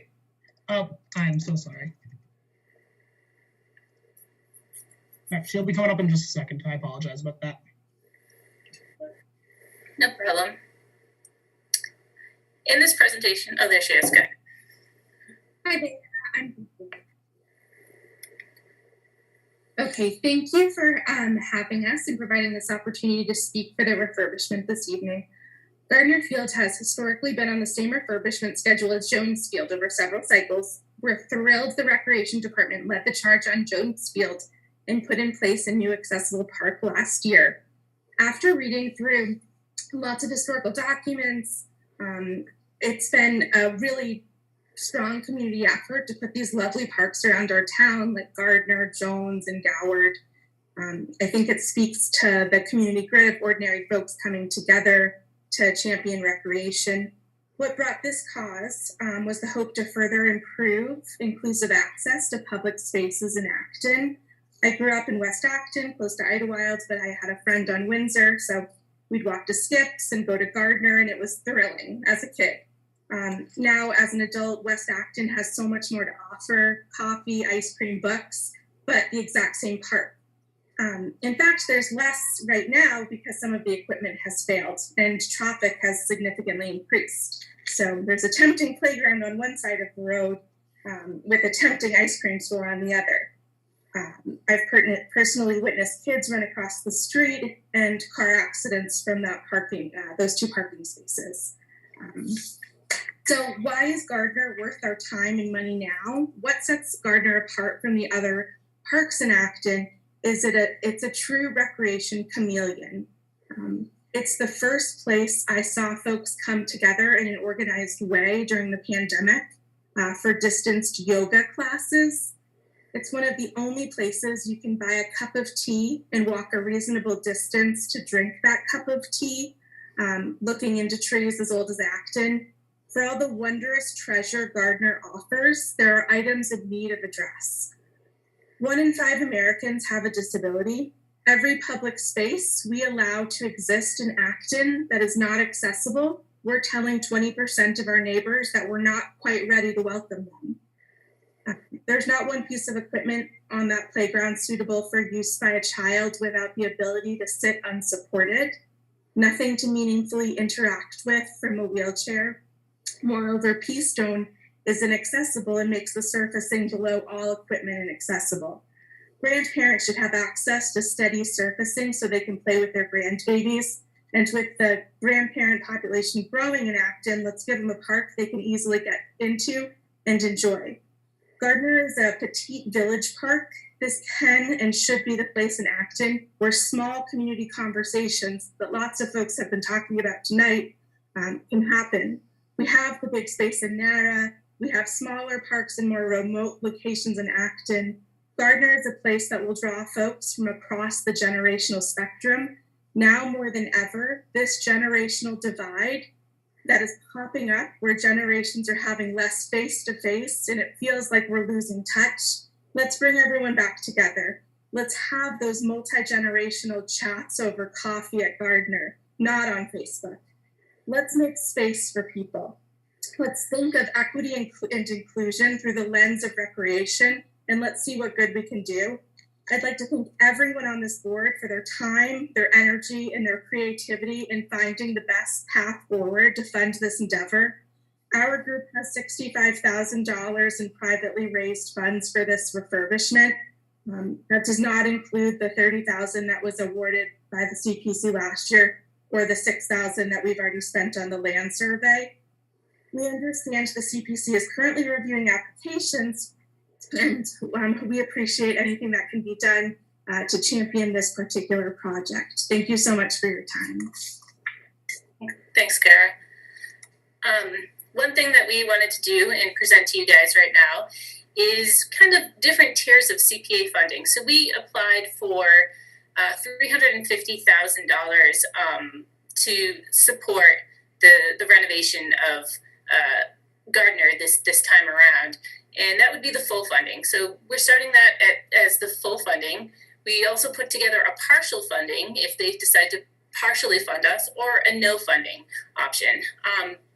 The picture that you have on the screen right here, this is Tucker Ranch Playground, and it's in Florida. And this is, so one of the things that we envision for Gardner is a very natural looking playground. Typically, you don't see that in playgrounds too much. You usually see plastic and you see metal. We're looking for a wooden structures that are up to playground standards.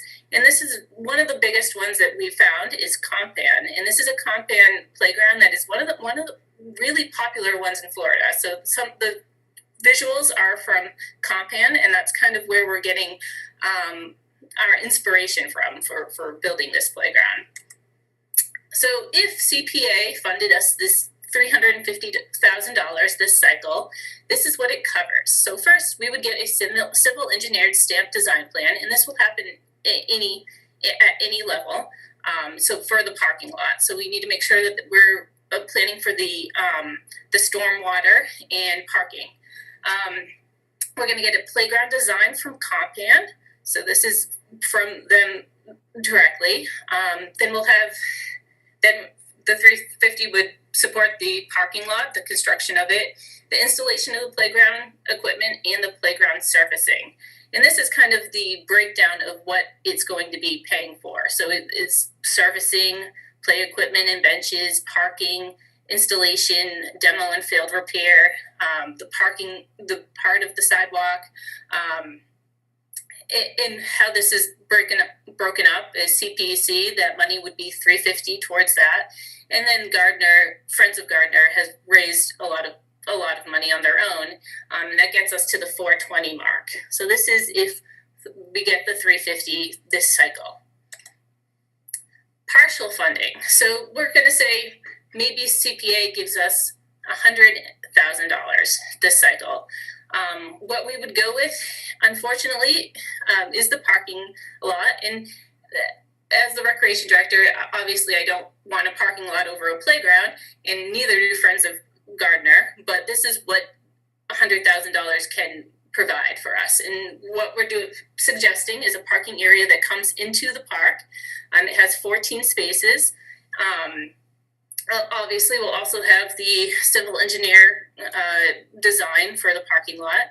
And then we'd put in the fall, we would try to get some capital funding for the construction of the playground, and would also apply for CPA for the playground as well. Did you want to take over from here, Paul, or do you want me to keep going? I can jump in. Thanks. Okay. So as Melissa alluded to, if we were only given partial funding this year, the best step forward would be to do a parking lot, not a playground. And so the natural question is why? So while the cost of playground equipment would only be roughly $60,000, and the installation of that equipment would be roughly $40,000, which comes to $100,000. It doesn't include a lot of the things that would have to go on in order to make those things playground ready. If we just plop them down where they were now, the park would not be able to be certified, and it would just be like a playground museum, because you have to demo and remove all the old equipment, and you have to do playground surfacing, and those things unfortunately are more expensive than the equipment and the installation of the new equipment itself. So in order to actually construct the playground in full, we would need $250,000 from CPC. And if that was the case, then we could combine that with the money we've already raised and switch our priorities from parking lot to playground with this cycle. So of course, there's another option on the table, which is that we get no money from CPA.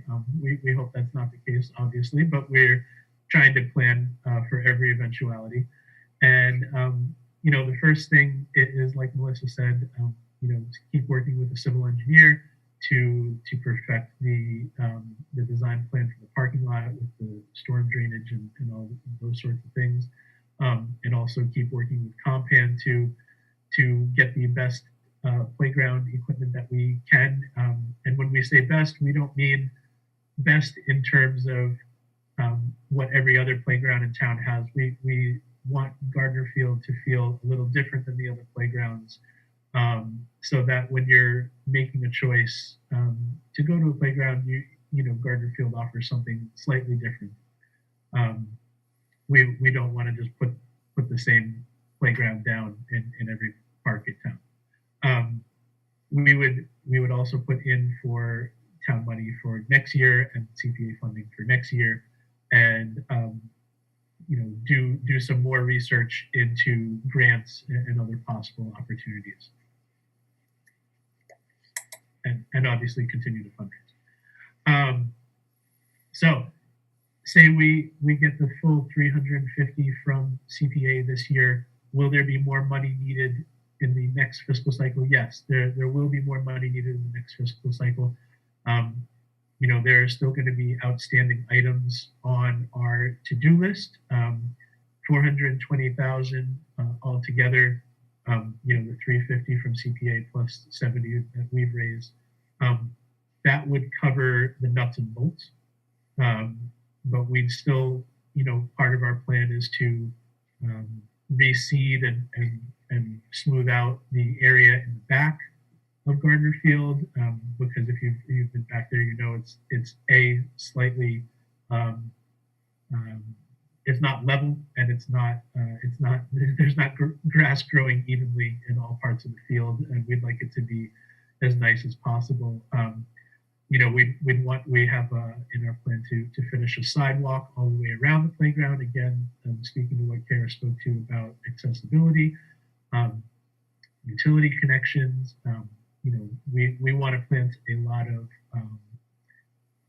shade trees, and our plan calls for having shade trees in the midst of the playground equipment because, at many other parks, shade trees are just around the outside, and that doesn't really help children when they're playing on the playground. So the shade trees in this case have to come after the playground is done so that we can make sure that everything is done with the equipment before we plant those shade trees. And then the same thing with benches. We obviously want to put as many benches under shade as possible. So there will be more to do after. And then of course there's a splash pad that is in our plans. It will be a logistical challenge on a number of levels. And we're not quite sure that we can achieve that goal, but it is in our plans, and we have set aside money for it in our budget our proposed budget as we move forward. And that's it.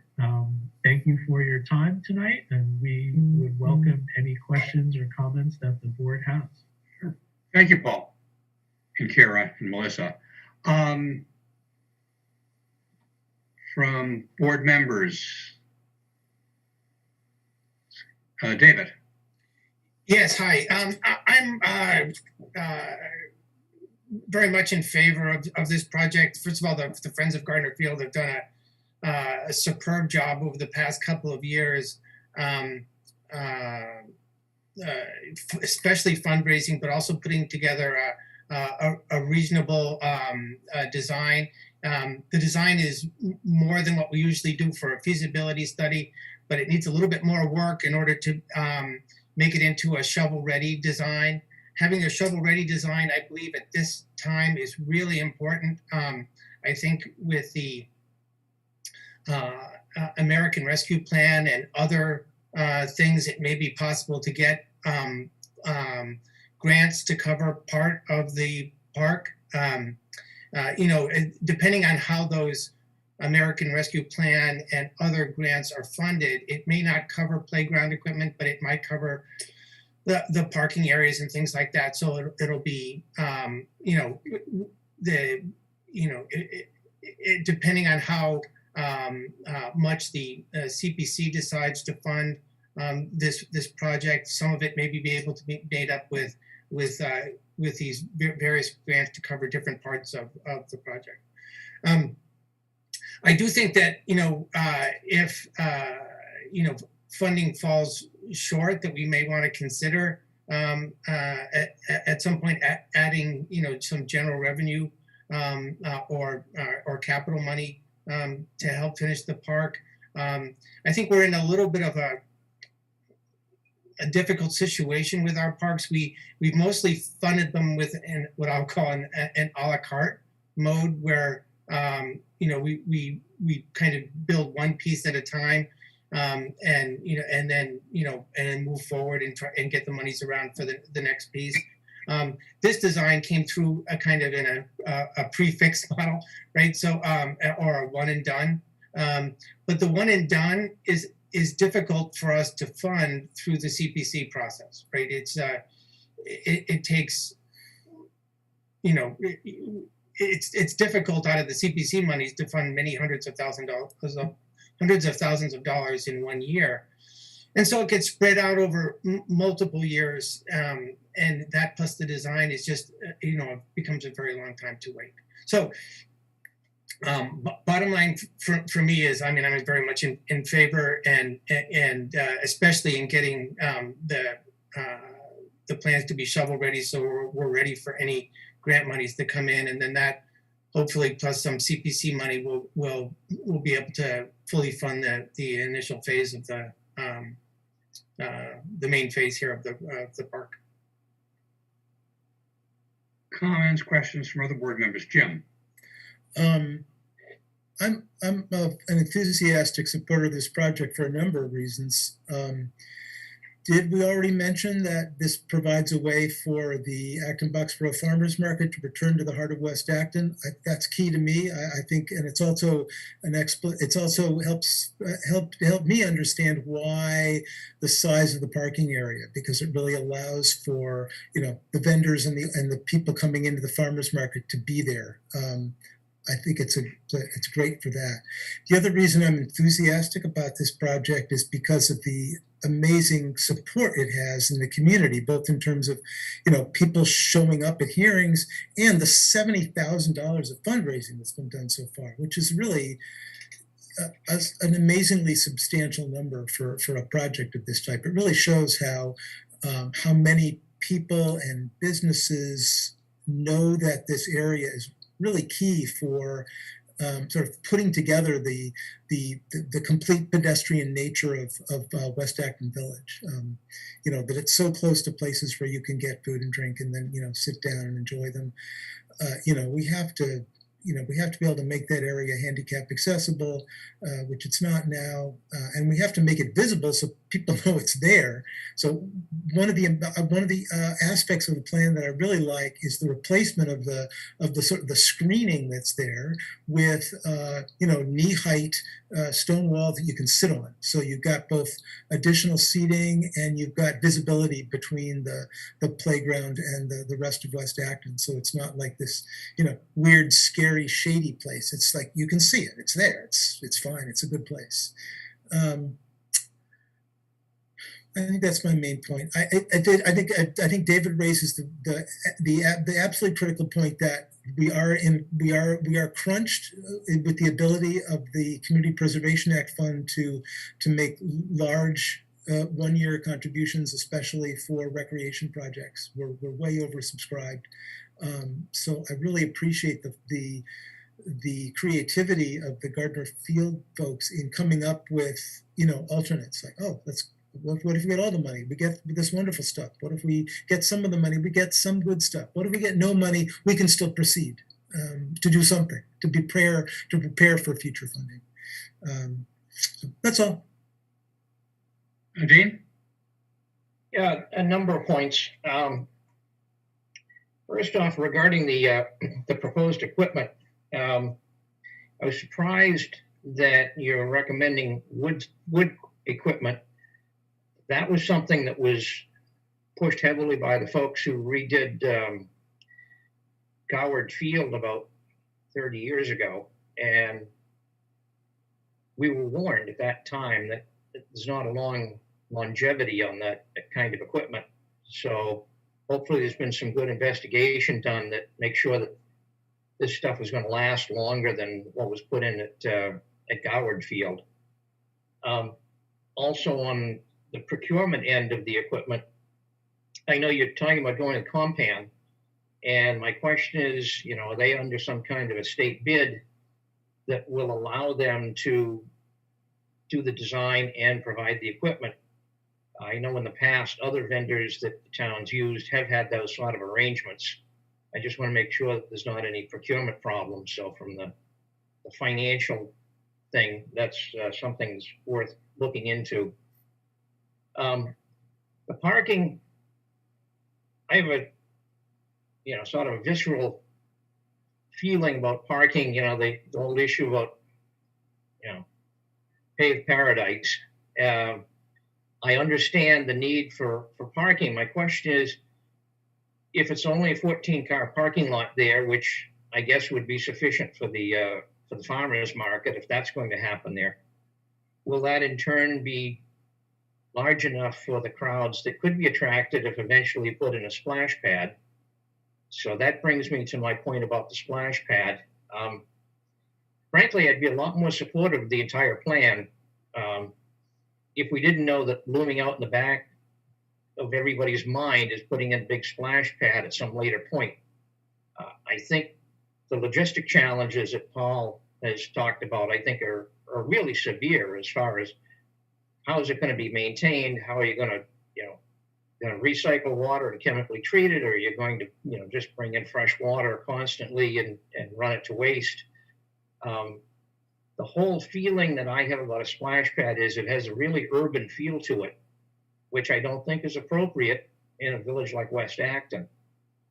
You know, we've got one really nice recreational water feature in town, which is Narrow Park.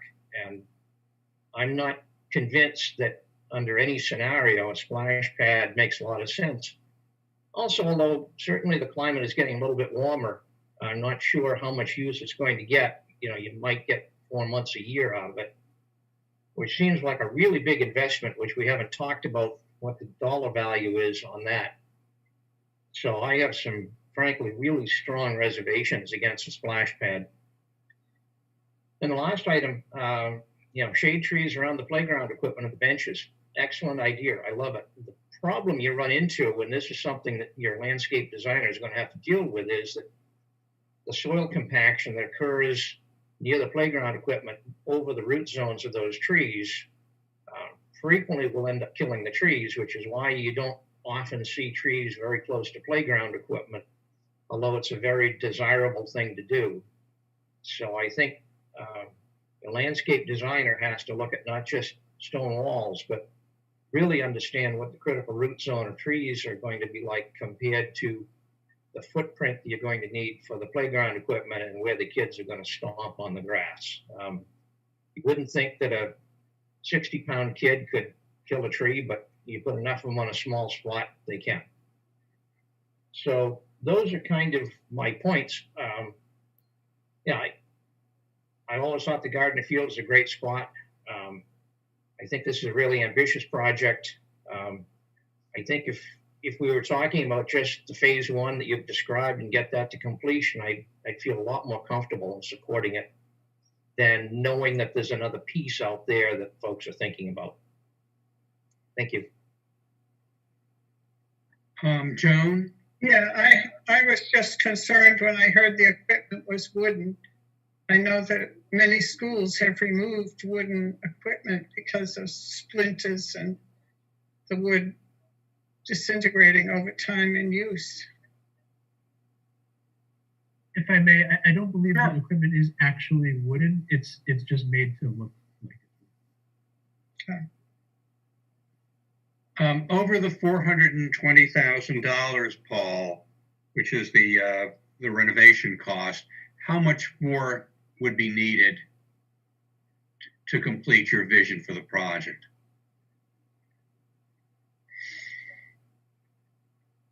So our budget for the final phase calls for another 320, which we've committed to raising 40 of. So the request from CPA next year would be, if we are fully funded this year, would be for 280,000. But again, that includes a substantial chunk of that is the splash pad. And if if everybody feels that splash pad is not in the best interests or is just going to be too tough logistically, then obviously that number will come down. What would a splash pad cost? The budget that we have has $100,000 allocated for it. That was done by our landscape designer, Jennifer Brook at Lemon Brook in Concord. I think the real answer is it can cost as much as you want it to cost, right? But that's the number that we have in our budget at this time. And we've in the final drawing, we batted around 7-8 different layouts for the park before settling on one. And the one we settled on has the splash pad in kind of tucked into a corner. So if we move forward and splash pad isn't going to be in the cards, it's not going to impact the design that we have for the playground. In other words, we don't have it like smack dab in the middle of something where it's going to look awkward if we don't get it done. So we've kept that in mind as we move forward. How many other area towns have splash pads? So the ones that we focus on are Marlborough, Leominster, Lowell, Waltham has 2 of them. Karen, Melissa can correct me if I'm wrong, but I think those are the ones. Oh, and Concord has one at Emerson Playground as well. Although that's not really open. We don't really count that one because it's not open during the summer because they use it for their summer camps. So with the stone wall, that would replace that guard that's up by the sidewalk, where the sidewalk meets the road. Is that what you're talking about? Yeah, and it would replace the insidious plants, not insidious. Deciduous. Thank you. Bushes that are there that when we speak to landscape architects tell us needs to come out anyway. How much have you budgeted in for the stone wall? The budget for the stone wall is right now is 90,000. We've actually gone and looked for a quote from a company in Concord to see if that's we think that budget may be a little on the high side and that we may be able to get it for less than that. But we budgeted that conservatively just because there are certain design elements that people are going to want to have input on.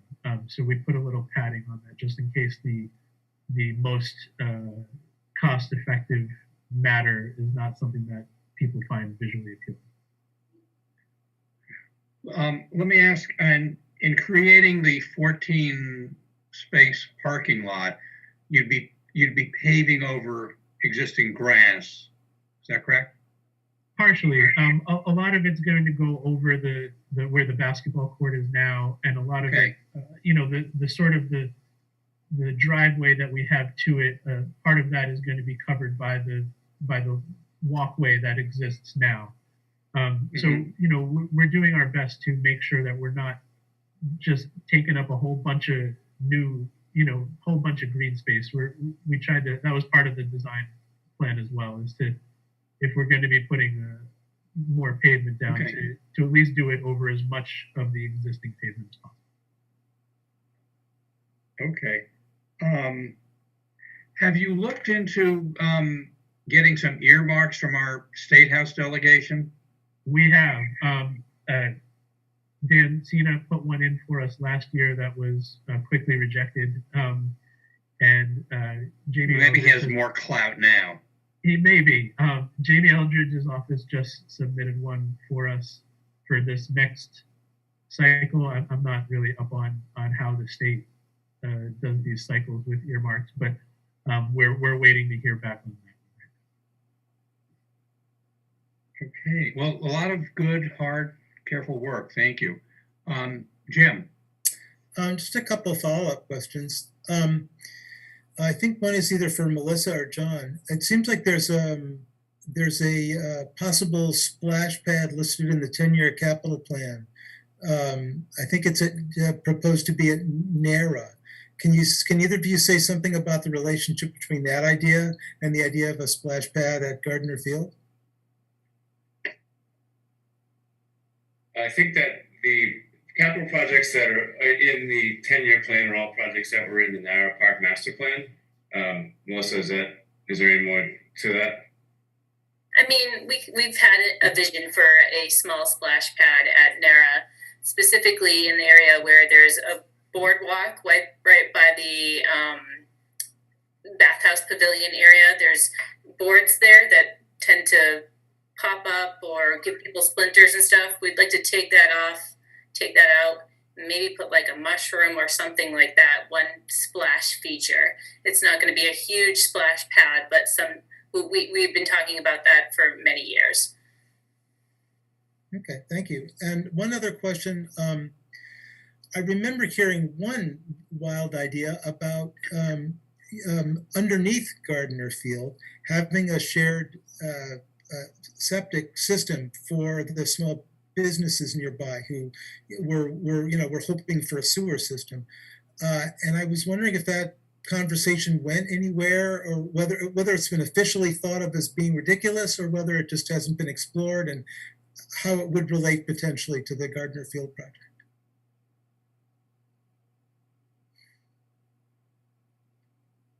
Melissa, Paul, Kira?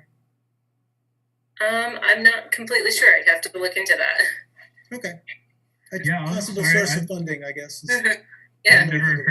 I've never heard of that before. I apologize. Yeah, me neither. Oh, wait, great. Well, here I am spreading the notion again. Okay, are there any further questions for the Gardner Field proposal? Okay. Kara, Paul, Melissa, thank you all very much. John, there are two hands. There are I'm several sorry. hands. Okay. Okay, Matt? I can, right, there I go. Sorry, I was having some technical difficulties. First comment's going to be from Franny Osman. Franny, you should be able to unmute yourself. Yes, hi. First of all, before I comment on this, I just wanted to ask, are we coming back to the Asa Parlin tonight? Or are putting that off to another meeting? Let's see if we'll check in with Asa Parlin right after this to see if they can do it. If not, the 12th, next Monday. Okay.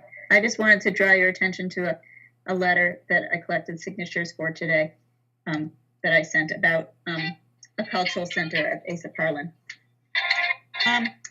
I wanted to thank this committee and recreation department for working on this. I remember Kara and Paul came to the Commission on Disabilities and it just seemed so great. I just had a question about the universality of it. Is the equipment, is it the entire playground or just part of it accessible? The entire part of it would be. Did you want to say? Yeah. I just wanted to reiterate that universal design is definitely our top priority and goal for this park. So. It's really great. It's very exciting. I like the idea of taking advantage of the interest of the businesses in the sewer system below it. I think that sounds sort of interesting. I'd like to hear more about that. But anyway, it sounds good. And I had so much fun bringing kids to splash elements. And so I think that would be fantastic to have some kind of water, even just a hose. Anyway, so thanks for working on this. It's really great. And I assume you're still doing fundraising to try to fill some of these needs. Yeah. Okay. Yeah. Great. Thank you, Franny. Thank you. And Matt, I think there was someone else with a hand up. Yes, we have two more. Next up is going to be Barry Rosen. Barry, you should be able to speak. Water District Commissioner. Barry. Good evening, everyone. What can I say? I think that it's great that we're going to do something with Garden Field. I would just urge to investigate two things. One, I had not heard about the septic idea, but I would caution that we look at anything having to do with septic or any other possible pollutants, because there is an Acton Water District well site that adjoins Gardner Field that has a good possibility of being developed in the future. Can't say more about that now, but that land has been decided it's going to be held. So I think was the O'Malley land, I think was what it was referred to. So I don't think septic would be a good idea to go forward with right now. But be careful of that of the adjoining land. The second thing is I would suggest that that the group maybe hold off a little bit before you spend the $100,000 or allocate the $100,000 or so. As you say, it could be whatever you want it to be for a splash pad. It's really unclear at this time what the state's going to say about outdoor water use in Acton. The water district is currently negotiating with the DEP right now. As you might have heard, they're going to be water restrictions, fairly severe, not as severe as last year when there was no outdoor water permitted for irrigation. The water district's going to start off allowing some irrigation this year until the state tells us no.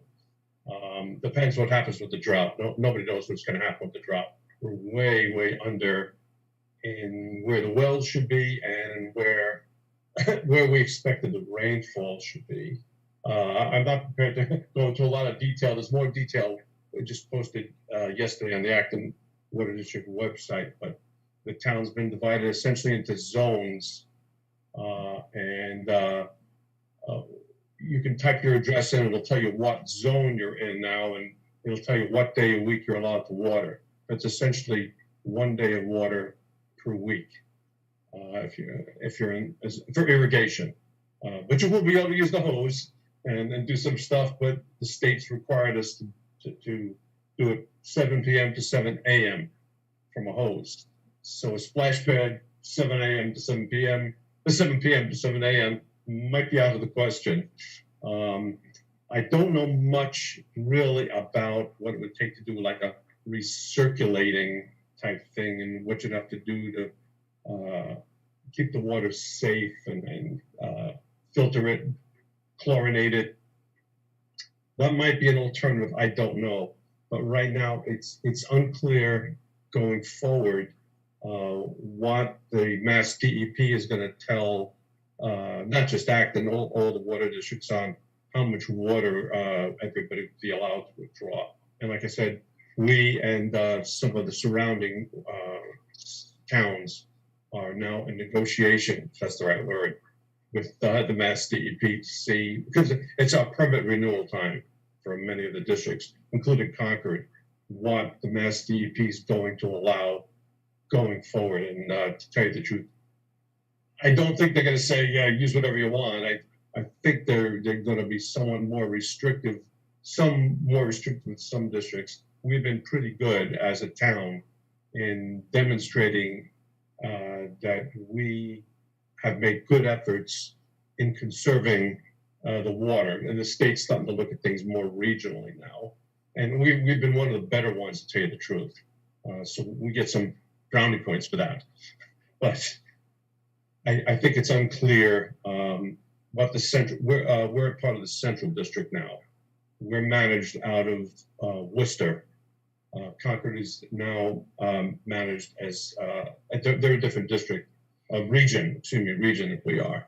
So we just don't know how the different regions are going to react to each of the towns. For those of us that are getting permitted, So my recommendation was, if you can, I would try to hold off a little bit, Paul, if you guys are able to, going forward with at least that part, until we understand. We don't know. David? Yeah, I'd just like to be clear for everybody that this initial phase, even if fully funded, does not include the splash pad. So the splash pad would be a future feature that they're leaving space for. And so, and you know, some of the things that Barry referred to, there are designs that recirculate water, you know, with some treatment. But anyway, that's kind of not on the table now. So I just don't want to get hung up on that. So this initial phase includes the playground equipment, the parking area, and things like that, but and the landscaping, but not the splash pad at this time. Okay, with that, thank you very much. Thank you, Barry. I'm going to remute myself. Thank you, Barry. Thank you. Matt, was there, I think, one more individual wishing to comment? Yes, it's going to be Ruth Thatcher. Ruth, you should be able to speak. Thank you. I just want citizen from Ruth Thatcher, Prospect Street. I grew up in West Acton. I've spent countless hours as a child there. I went to school when there was a school building there. Then the recreation department took it over and I was a rec leader there, and I've taken my grandchildren there. I think this is just an absolutely wonderful project, as it has deteriorated over the years and it needs to be refurbished, and I'm very excited about seeing it get done. And I thank the Friends of Gardner Field for all their hard work. Thank you. Thank you, Ruth. Is there anybody else from the public wishing to comment on the Gardner Field proposal? That appears to be it. So we should be all set on this item. Okay. People, thank you all very much. So it's 9:07 now. We have several other items in addition to the Asa Parlin. Shall we move Asa Parlin to next Monday night?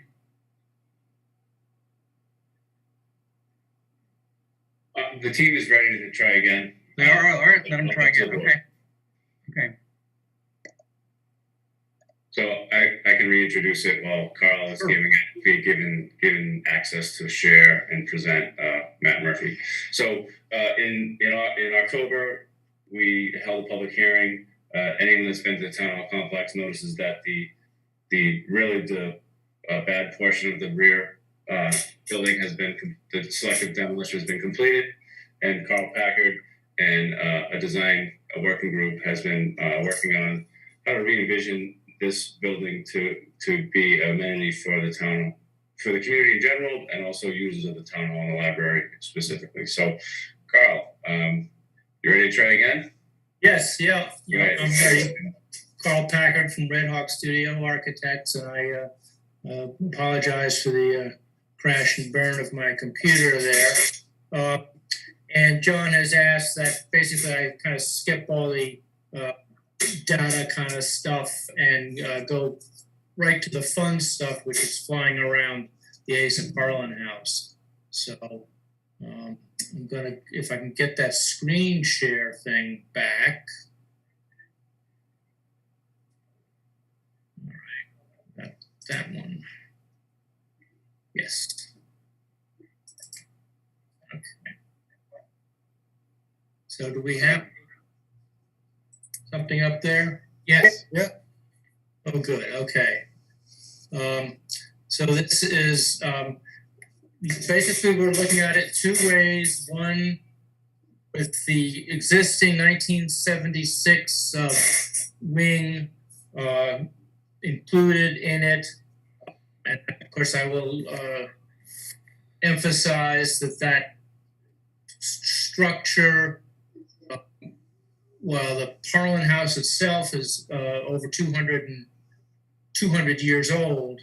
This is only 44 years old, but it's basically in as bad a condition as the Parlin House itself. But anyway, let's take off. And we can fly, we can come around. There's the front of the Parlin House. And there's an entry on the north side with some parking there. So we can zoom out a little bit. We're adding some additional parking off of the existing parking lot on the north side.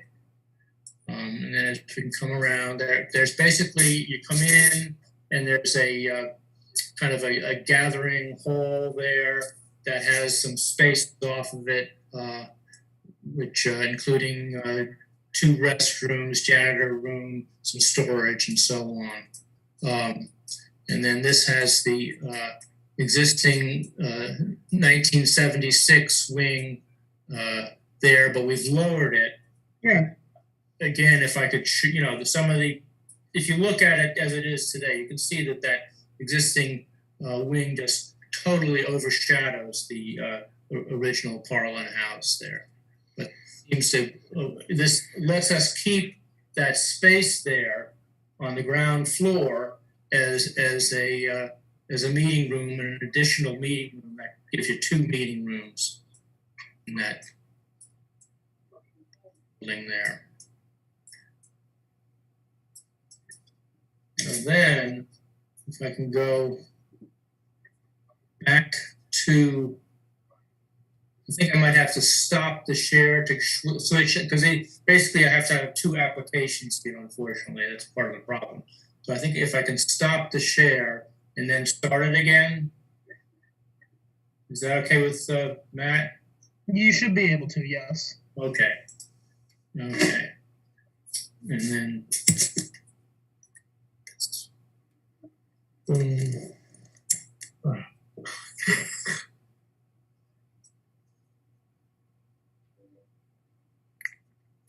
we do screen share,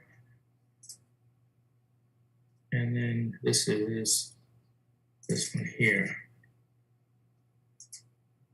Oh, good. Okay. And then this is taking the 1976 wing away, and it makes a much simpler structure, particularly from the point of view of the roof lines and everything.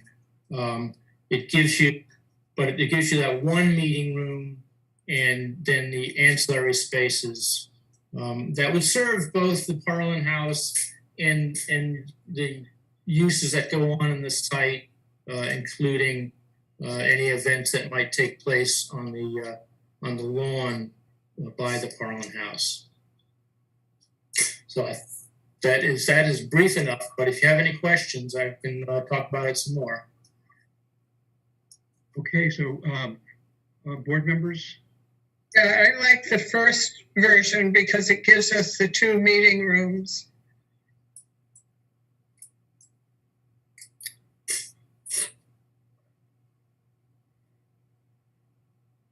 John?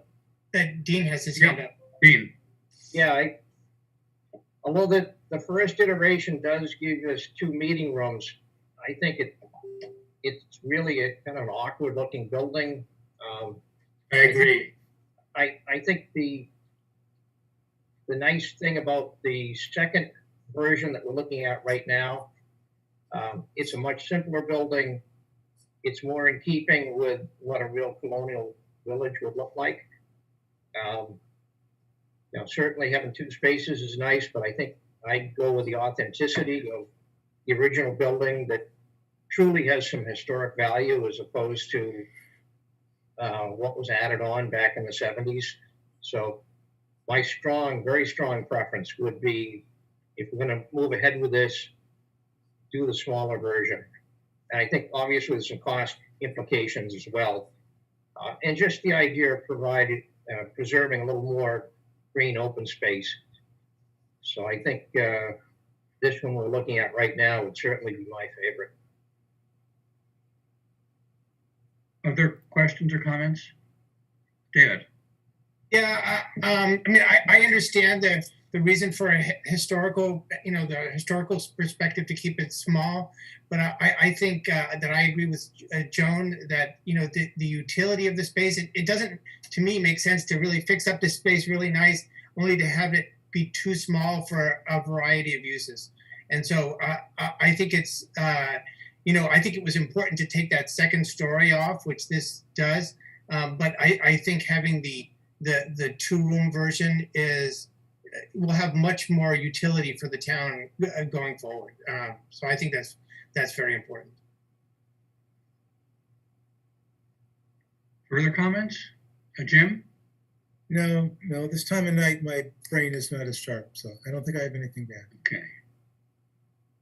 Okay, so then I guess thank you. And then I guess the next steps would be in April and May to refine the concepts and get a cost estimate. Yes, that's right. Yeah. So we have to do a little bit more detailed design of the systems, the heating, ventilating, and air conditioning system, and all the things that a cost estimator needs to put a price to it.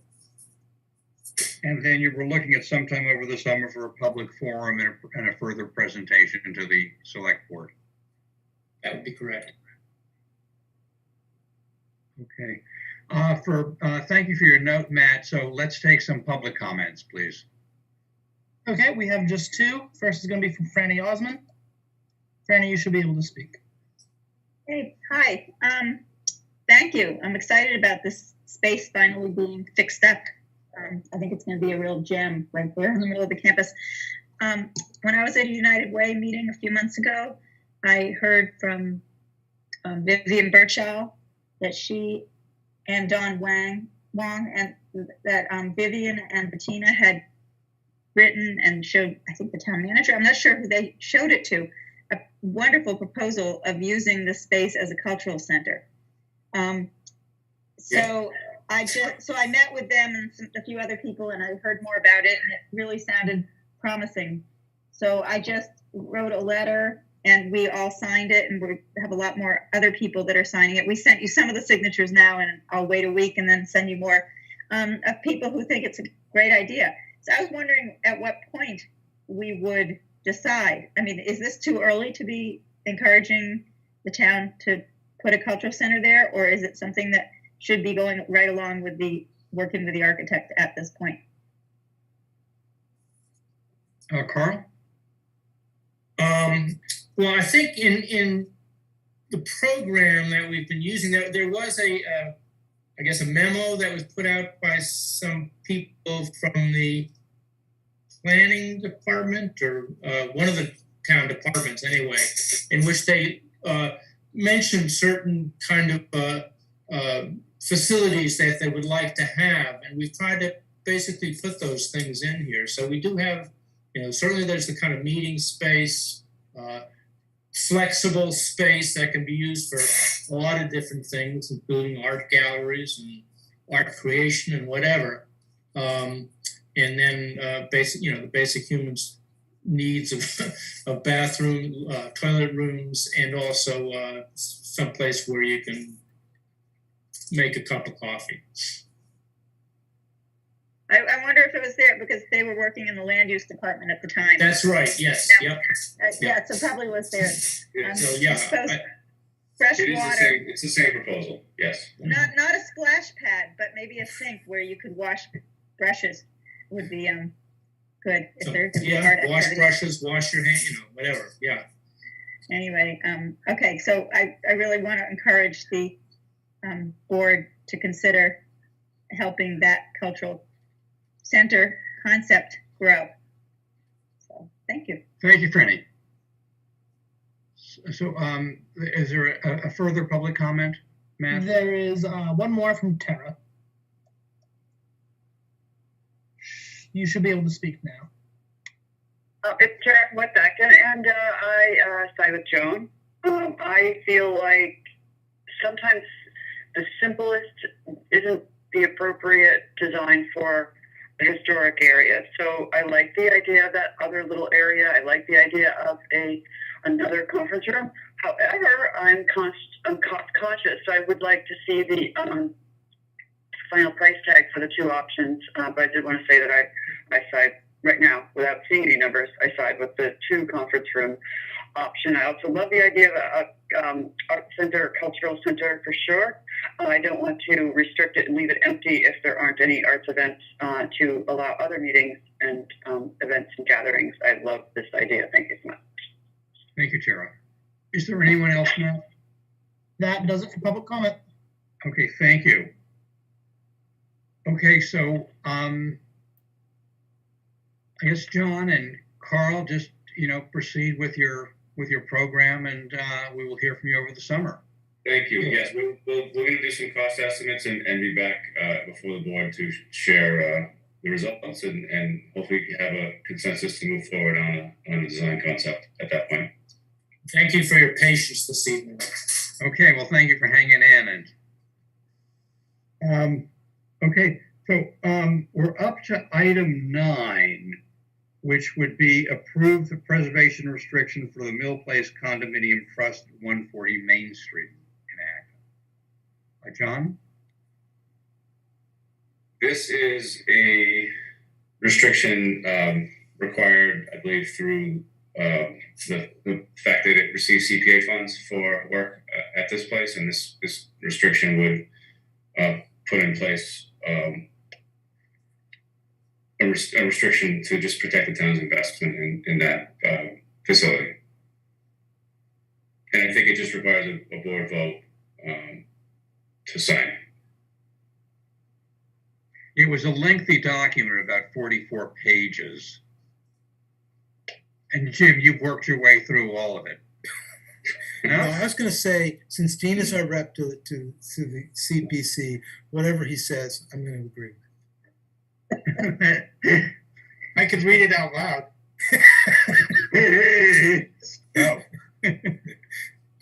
So, just a little bit of background. This is the building which now has residential condos in it. It started out its life as the Unitarian Universalist Church at the intersection of Central and Main Street.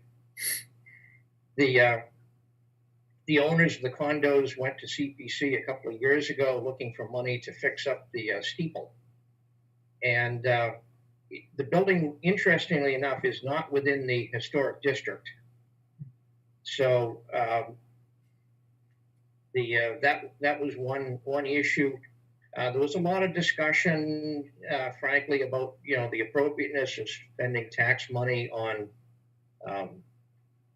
supporting, basically fixing up some of these residential condo.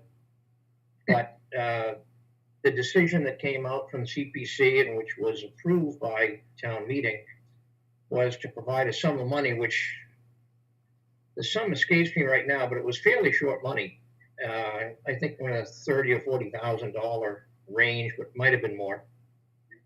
And in return for that, getting the steeple fixed up, the town did get the value from this is a permanent restriction, preservation restriction on the building itself and all the exterior features. Interior features, they can do whatever they want, but the exterior will stay the same.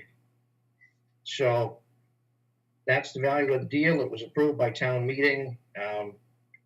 It's been kind of in abeyance. I think it was 2 years ago anyway that this was voted at town meeting. So this is, I believe, the final piece once this gets recorded. Okay, is there any further questions or comments from the board? David? Yeah, I just think this is taking the action that we agreed to. So yeah, it would be odd for us not to take the action because we, this was trading the CPC or CPA funds for the preservation restriction. And, the part we get as the town is the preservation restriction. It would be odd for us not to take it. No, we're taking it. And Joan? Move to approve the restriction. The preservation restriction for the... Restriction. Okay, is there a second to the motion? I'll second. Dean seconds. Okay, David, if you'd call the roll, please. Mr. Snyder Grant? Aye. Ms. Gardner? Aye. Mr. Charter? Aye. Mr. Benson? Aye. And I say aye. Okay, thank you. So next item, I think it's something we do every year, where we proclaim April 22nd, this year it's April 22nd, 2021, as Arbor Day in the Town of Acton. And there's a proclamation. If you want, we can put it up on the screen for those people still viewing in. Matt, would you have that? I can pull it up. Sure, thank you. I'll let Dean make the motion on this. Thank you. This is one of the, in addition to being a good thing to do, this is one of the requirements for the town to maintain its status as a Tree City USA. And there will be an Arbor Day ceremony as well, which hopefully this year there'll be more than 2 people at, because we can actually meet. So there's,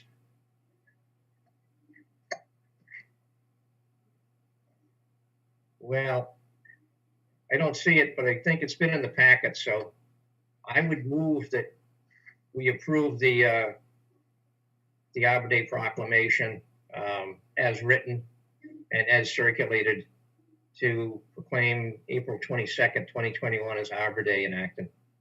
Second. Second, Joan. Any final comments from board members? Okay, then David, if you'd call the roll, please. Mr. Snyder Grant? Hooray for Arbor Day. Yay. Okay. Ms. Gardner? There we go. Yes, aye. Okay, Mr. Charter? Aye. Mr. Benson? Aye. And I say aye. Okay. Well, thank you. So our final new special business item is to discuss the appointment of the MAC Council representatives. Joan, you've been our representative for the last 3 years? Yeah, but Austin has been doing the duty. Okay. So the question is, it's a 3-year term. It may be an elected, an appointed official, or a resident. Do you want to have a board member and Austin? You could, I think you could have a member and an alternate. Yes. So, how would you like to think about it, John? So Joan represents us as the MAPC council, but she's also on the MPO seat.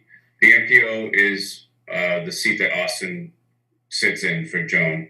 The MAPC council is a different responsibility. This is a group that meets about 3 times a year, approves the MAPC's budget, and does other things throughout the year, but it's not a huge commitment of time.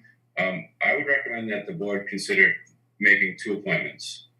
One as a council member and one as an alternate, because I think it gives an opportunity for us to have more people involved, and also us to maybe potentially train someone or give someone the exposure to be the next person.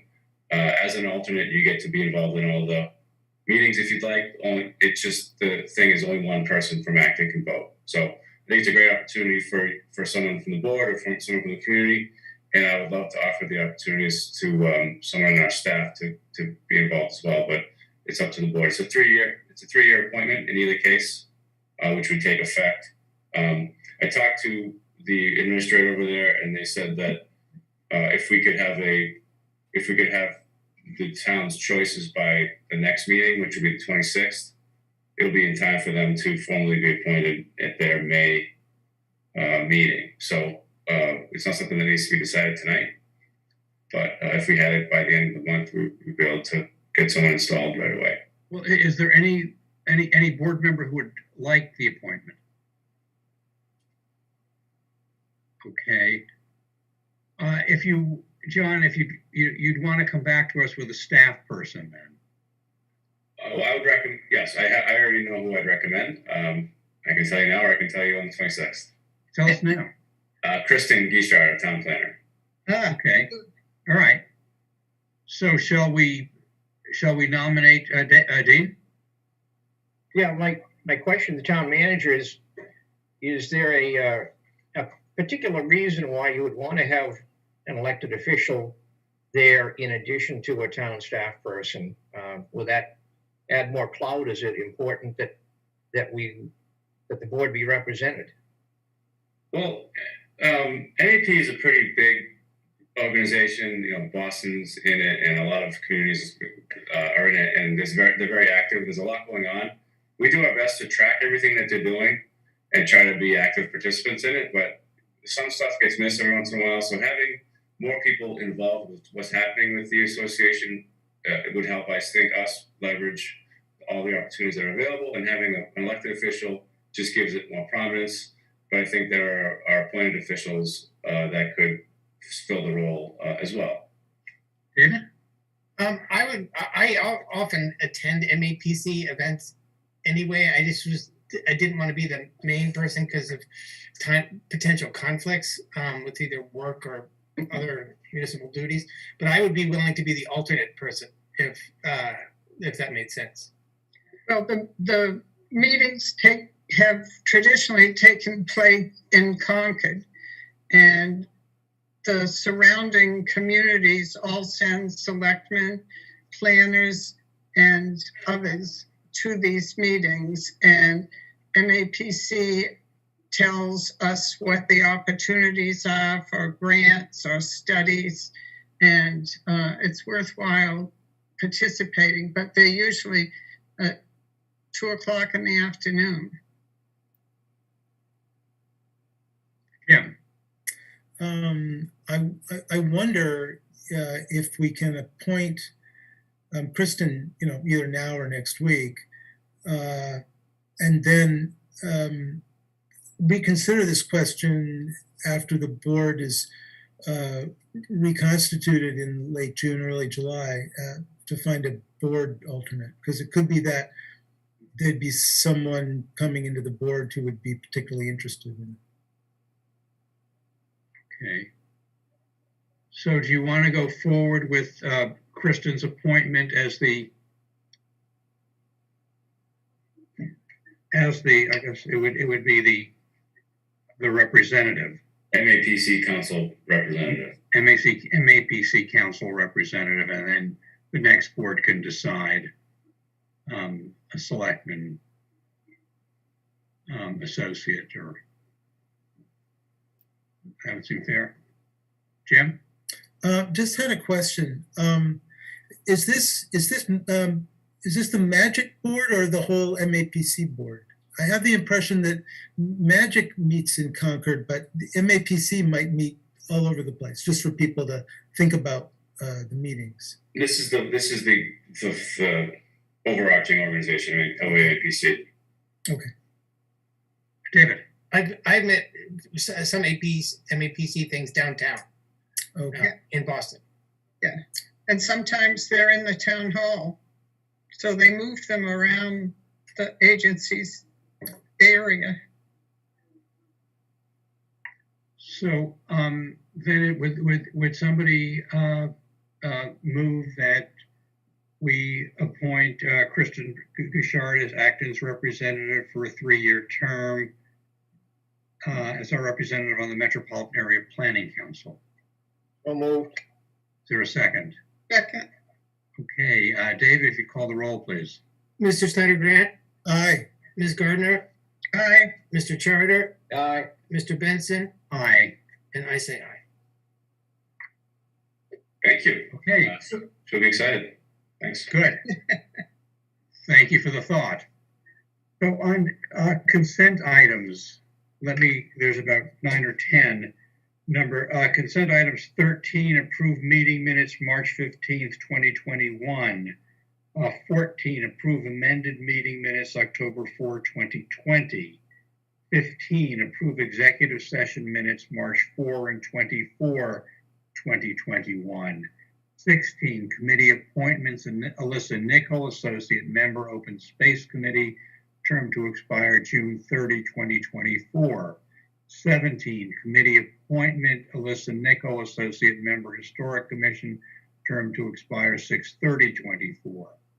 18, one-day alcoholic beverage license, Hannah, I'll spell the last name, SZYDLO, September 19, 2021, Nara Park Picnic Pavilion. 19, one-day alcoholic beverage license, Susan Walbridge, June 5, 2021, Nara Picnic Pavilion. 20, accept gift, Department of Public Works for $12,000 from Friends of the Bruce Freeman Rail Trail for a rapid rectangular flashing beacon crosswalk study. 21, accept gift, Department of Public Works for $20,000 from Friends of the Bruce Freeman Rail Trail for rapid rectangular flashing beacon crosswalk upgrade. And 22, accept gift planning division for $9,650 from Property Acquisition Group LLC as required by the Planning Board Decision number 1910, condition number 2.11. So do I have a motion to approve consent items 13 through 22 inclusive? So move. Second. John moves, David seconds. Any further discussion?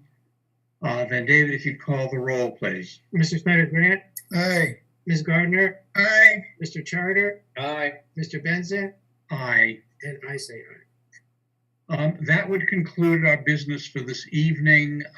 We will meet again tomorrow night at 6 o'clock in the joint budget workshop with the Finance Committee.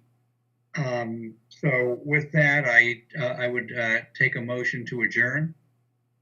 So move. Joan moves, I'll second. David seconds. David, if you call the roll, please. Mr. Snyder Grant, Aye. Ms. Gardner, Aye. Mr. Charter, Aye.